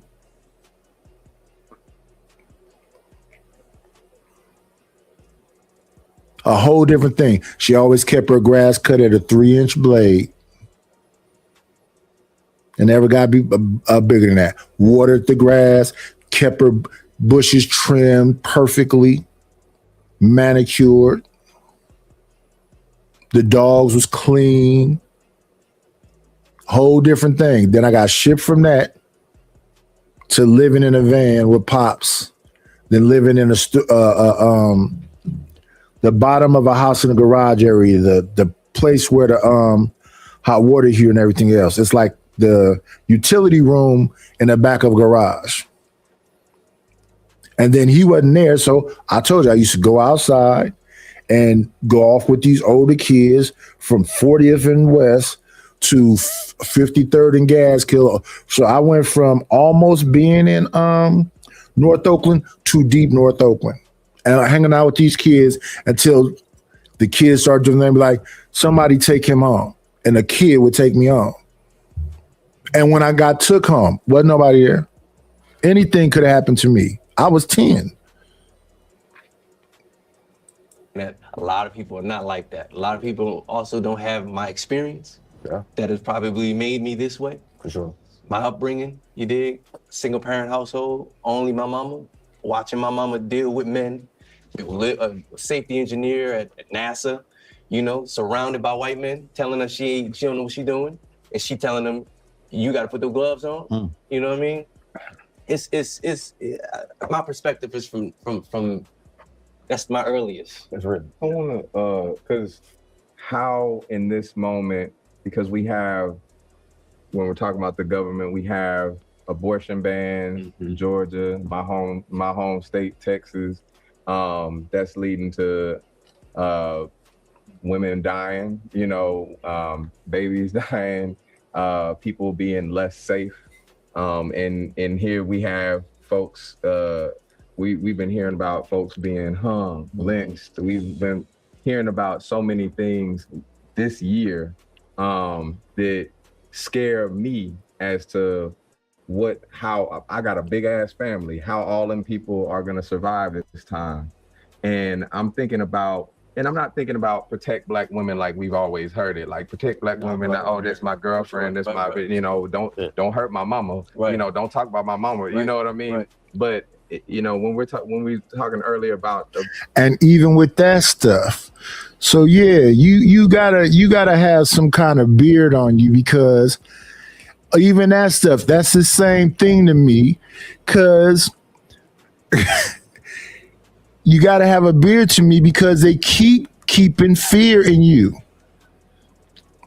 They keep keeping fear in you. It's fear, fear, fear, fear, fear and anger, fear and anger, fear and anger. So people's response to fear and anger sometimes is sex, drugs, and alcohol. I don't know when they're going to take me. What's going to happen next?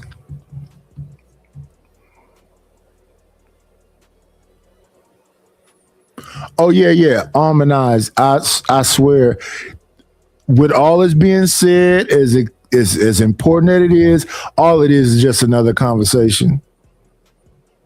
It's just another conversation. Dudes that believe in player and being a pimp gonna keep believing in being a player and being a pimp. Dudes that's gonna leave is gonna leave. Dudes that think they got a lie to kick it is gonna lie to kick it. Yeah, this is just another conversation. It's just another conversation. You got the well-read that's trying to articulate something. Look at the group of people that's up there. When I'm with my significant other, I want her to be happy, but I don't want to have to be the person to make her happy. People say men want women to be their peace. I'm already at peace. I just don't want you to cause problems. So all these things, I think they're cliche. It's just stuff people say. Most of this stuff we hearing, I've heard it 1 trillion times before. But I'm sure that if we was in front of each other, they'd be like, nigga, this is serious.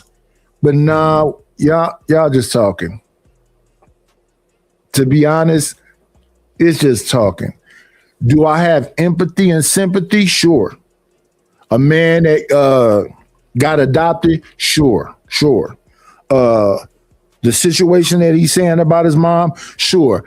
So that would make me feel like it would be this mega thrust towards unifying. That would mean that it would be this mega thrust to create ecosystems in all these different places. But that's not happening. None of these billionaires that's Black is getting together and saying that we're going to have a Black town where we're going to teach people some basic skills so they can definitely have employment. We're going to make sure we have some control over the seeds and whatever else. We're going to have farmland around, whatever else. We're going to make sure we look out for our people. So when I hear these conversations, they're just talking.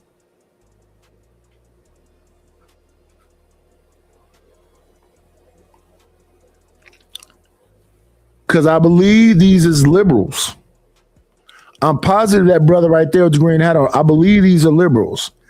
And this is, feminist agenda.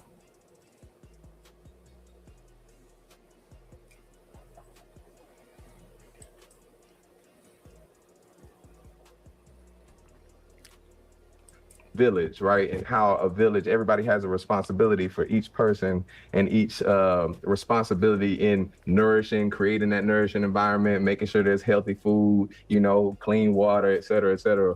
What are we doing right now to learn what women need, Black women particularly, and play our part in that power building? I have a question for you guys, because this is something I've been trying to explore, and then I got more on the journey of once I got married. which is like therapy, right? And self-discovery, right? Understanding that my wife. What about the tangible shit that I just got through talking about? Farmland, your own animals, your own ecosystem, somewhere close by. Black market per se. Like, you know, they have farmers markets and that kind of stuff where you can go, somebody didn't fished. They're not going to overcharge you for the fish they wouldn't caught. You know, somebody, you know, has some venison and some cows and some chickens that they know they didn't do nothing to.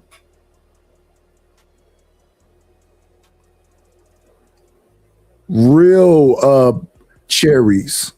Real, something that ain't been genetically modified.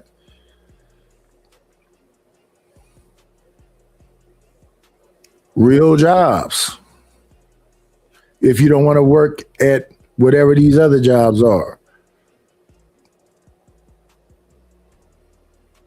I don't get it. This is just a circular conversation. I've been hearing this therapy. When Charlemagne started talking about that, 15 years ago, 20 years ago? We need therapy. And don't get me wrong, I went to therapy in 95, and then I went to therapy in 2000 and the therapy I went to in 95 was personal therapy. The therapy I went to in 2000 and I want to say maybe 2006, 2007 was family therapy.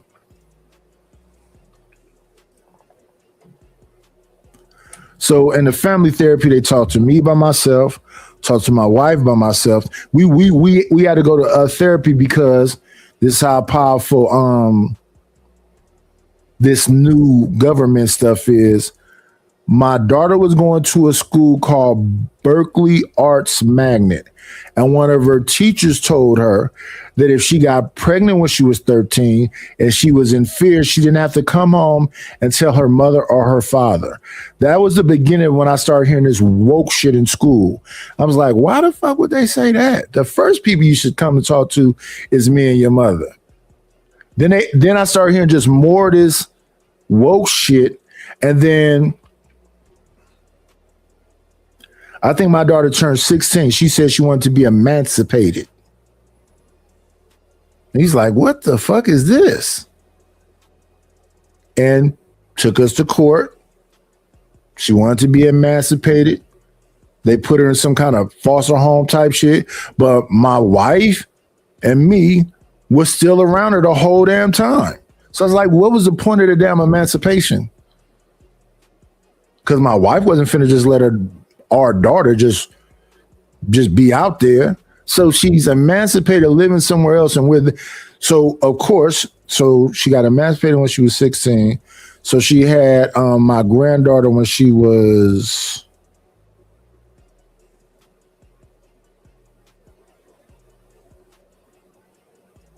let me see, how old is Roro?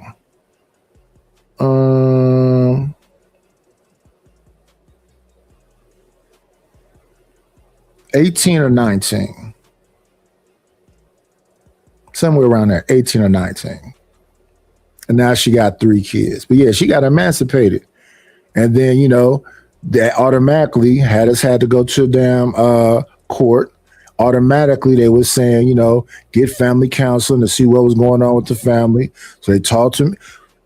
All the accusations that had to be made, though, on me, when I went to the court, the judge apologized to me. Then before we went to the therapist, we had to talk to some whole other. It was just a whole big mess. But I blame all this woke shit these damn white people was telling her. And that shit played out in school too, because my youngest, we had him going to a place called Oakland Military Institute. So in that school, When he first got there, they had structure and order and all this other stuff. But then these damn woke people came up in there and told the people, you can't give them no demerits no more when they're acting up. So they basically crippled the military people there. So the last years he was in the school, I'm at the school and the kids are just barking in teachers' faces. A school where active military people is there. Barking. I'm like, whoa, what the hell is happening here? And then here's the thing that's even crazier than that. So the teachers called to have parent meetings.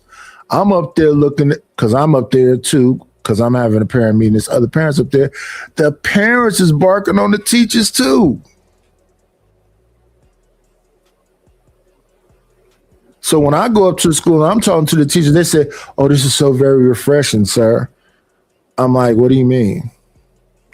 Because usually the parents take the student side. I got to the school one day, military woman tells me, your son don't give a fuck about nothing. She didn't say those words. She said he doesn't care about anything. That crushed me. So that's why I say kids in front of you, while, they're at home or whatever else, can smile and act like the greatest, kindest, understanding kids. And you don't know who they are when they're not around you. So that's my thing on the whole therapy thing. And we never did go to no therapy though. After my daughter therapy shit, we never went back to no therapy shit. And my son was just about to graduate when all that shit was going on. He was supposed to have been, well, he was playing football at the school. And then when I found out about all the bad grades and stuff that I don't know about, because when he got to the school, me and my wife talked about it, but I wasn't at the school in the first year. And then she passed, and now I'm at the school all the time. So then one day he had a conversation with me about, why do you care now? I swear I don't understand young folks. We live together. You can talk to me any day, all day, whenever you're around. We're in the same damn house. Then we had a discussion about that, but you're downstairs. We live in a split level. If you're in the living room, just walk to the kitchen, go down the stairs, and I'm right there. What are you saying right now? When I listen to some people talk, some people just be in their own head and they have their own whatever. And when I hear about like abuse nowadays, they not even talking about abuse. They talking about some psychological shit. I sometimes listen to my children and they relay to me something that sound like I should be saying.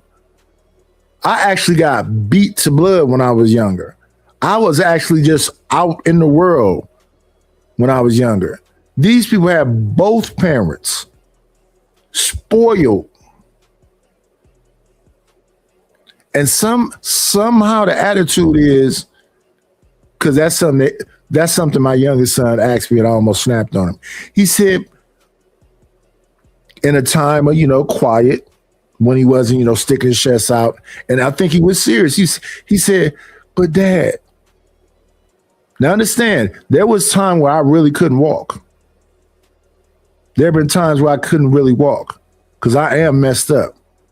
I can walk now. There was times I was really messed up. So there's a birthday picture where you see me in wheelchairs and all this other shit. My son actually looked me directly in my eyes and said, Dad, don't you think you could have done more? I'm like, let me understand this. You got a roof over your head. All those pictures, Mom used to like to take all these pictures about every birthday party, when we went out to dinners, everything, just document everything. So it's physical documentation of you being a chubby kid so you wasn't hungry, You have both parents to talk to. You got the Wii's and the PlayStations and the Nintendos and the Xbox. What would the more would have been? You got your own room.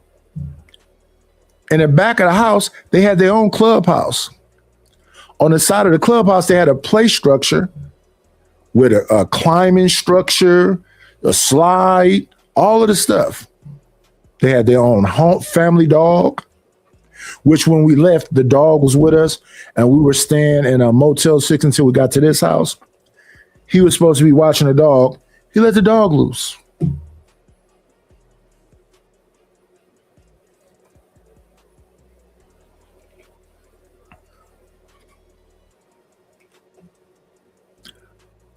He learned how to drive, so I let him drive our van.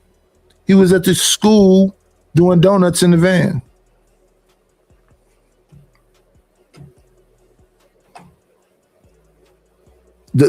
My fault, though. I blame me because I swung the pendulum too far this way. I got the shit beat out of me. They didn't get touched, so now they just, well, we don't know what the future holds. We just know what happened in the time that we had them. They say teach them in the right way to go and they'll come back. So I've had her own journey of therapy. Thank you. Being introduced to anger management, right? It's not because you punching holes in the wall, but it's because you just get certain triggers that you don't know how to handle. And you don't know how to. So I think for me, I'm going on a journey, and I'm curious if you all are going on this too, or eager to go on it, because I am learning how to be more enthusiastic about it. Because therapy saying I don't feel like talking to somebody. I don't want to. You know. So just having that kind of, for me, that's where I'm at, and figuring out that's how I'm gonna make. Now, while I was going. See, I'm even keeled. I've always been even keeled. So I wasn't enthusiastic about going, but it was a part of my probation. I had to go.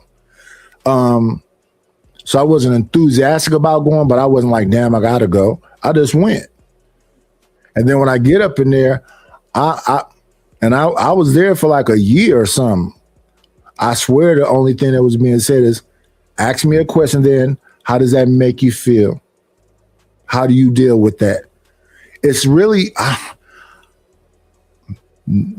they know what they're doing because that's their profession. But I swear it just seemed like I don't really know why you need it if all it's going to be is how do you feel and how do you deal with that and how is this and how is that?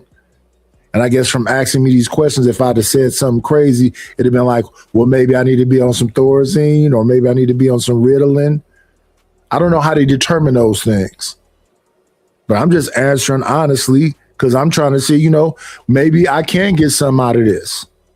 I swear all I heard was, how do you feel? What's the relationship with your mother? What's the relationship with your father? What's your situation now? How do you get, when you get angry, what do you feel like doing?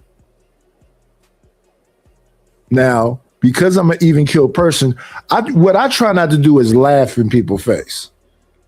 Because sometimes, and this person was very serious, but what I try to do is not laugh in people's face because it should be like, it's either be angry or laugh at it. I choose not to be angry. I don't like being angry. So I kind of laugh more. And people think like I'm the Joker, like I'm laughing like I don't have no control no matter what. If you stab me, I'm gonna laugh. No, it's just that I don't want to be angry. And people be saying shit that I be thinking they trying to make you angry. Even the demeanor of the voice of the therapist. Because it's very like somebody read a book to fuck with you. Yeah, so how does that make you feel? It's like, hypnotizing. My wife feels safe. Yes. She wants to know that in any conversation, I ain't gonna just be like, I gotta go outside and smoke real quick. Like, she wants to feel safe. And the more we can make them feel safe, And because you naturally, we all want to provide. Most men, you want to be the provider, you want to go out there and do the thing, but you forget about it ain't just monetarily, it ain't just hanging out with your son and your daughter. It's like, how do I have these conversations and actually know how to have them? Yes. Because sometimes you don't understand that. You don't get taught how to, deal with impulse control and all those type of things. I would be curious to know if any of you all had your own therapy journey and trying to figure out how to, obviously keep your spouse safe or anybody in your life to safe. I know we're particularly talking about the women in our lives. So. He literally said just what I was. And I want to even talk about that too. This whole safety, protect, safety, protect. I don't think you can really keep nobody safe. As an individual, don't get me wrong, I'll jump in front of a bullet for my wife. I'll do something to you for my wife, but I don't really think you can keep nobody safe because I could just jump in front of a bullet now that I'm gone. Pow, they got me. Now what? So when people would ask me that question, I'll be like, yeah, after they get me up out the way, then what? Because the story is like, I'm Superman. When I jump in front of the bullet, I can take 3 or 4 or 5 of them. Okay, folks will run out here with switches. And I don't really see people strong-arming people. I see groups of people going after folks. So if you want to be honest about it, I don't really think an individual, don't get me wrong, they might be able to pop first if they ready. And you got to be ready at all times. But my wife wasn't finna be waiting for me to do whatever else. She was just going to go. I get up and I'm like, well, I see her when she get back. She gone. I knew about vacation she was planning or whatever else because I was looking at the Carnival Cruise crap with her. But on a day-to-day basis, where are you going? What are you doing? How can you be reached and all? I didn't even think to ask none of that shit. Just got to trust you. Same thing with my kids. I know where they was all the damn time. She had the numbers of some of their friends, but we don't know what the hell them kids gonna do. So this whole thing about always being able to protect somebody, that's another lofty dream. Only way I can protect you is if you're in front of me, and even then, if I get popped first, then there you go.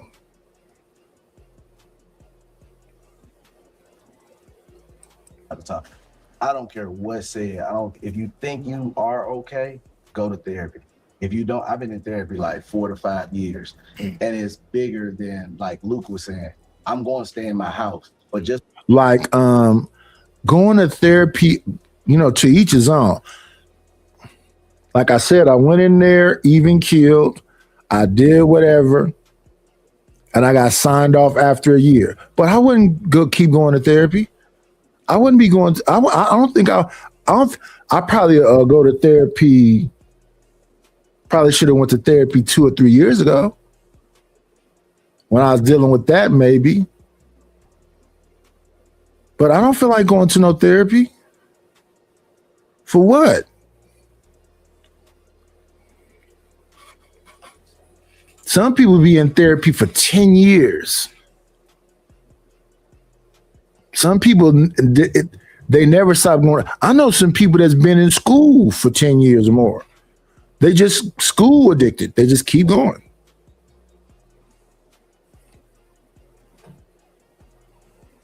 Because you stay in your house don't mean you're going to have a healthy environment, because you could stay for 20, 30 years for them kids. But if they saw anger and this, that, and the third, you can't be mad that they go out and do the same thing of what they saw. It is encouraged that if you take it self, you need to take it self. You need to have couples there. We as men, even wanting to be better, we only have the information that we've been given amongst each other, but we don't have different perspectives. It's okay to take perspectives from white people because they don't have the mindset of survival that we have. So when you hear different, you think different, you move different. You're more optimistic to know how to move within your household. It is my children. I don't care that they're only 9, 10, 7, 6. They have problems, and every black man at this table had problems. We had situations we couldn't talk to people about. Get your children in therapy. If you can't afford to do it, healthcare can cover it.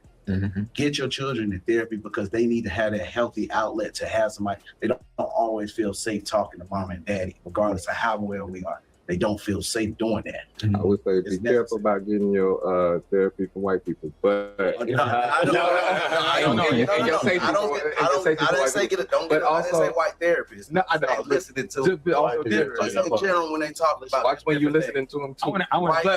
But what I do want to also say is that I think is really important is that our safety doesn't. That our responsibility in Black women's safety isn't on us to protect our partner generally. It's not just us that's going to have that responsibility. For sure. We have to realize that honestly, statistically, the safety from a partner in America is that you're actually less safe from your partner generally. Partner violence is so the safety has to come from how you build an accountability outside of that relationship, outside of that family. What is that village you building, right? Right. And so I'm interested. I'm listening. So like I'm just gathering information. I have a lot. Well, I'm saying both of y'all. No, Sam, yeah. Jump in there.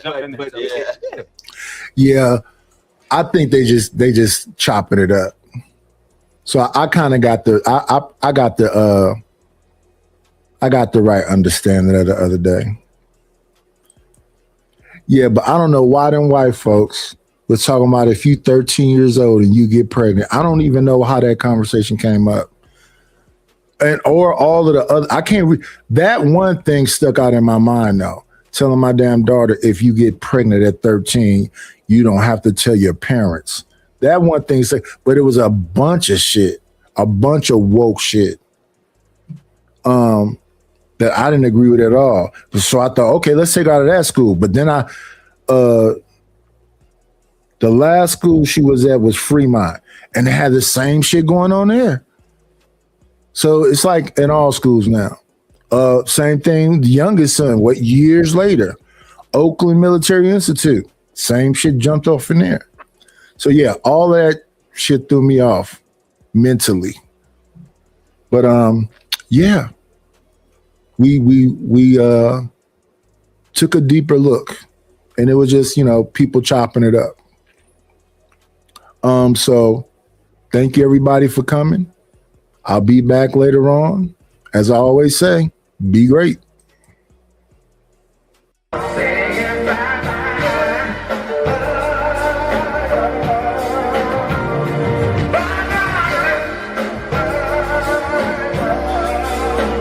Shut this motherfucker down!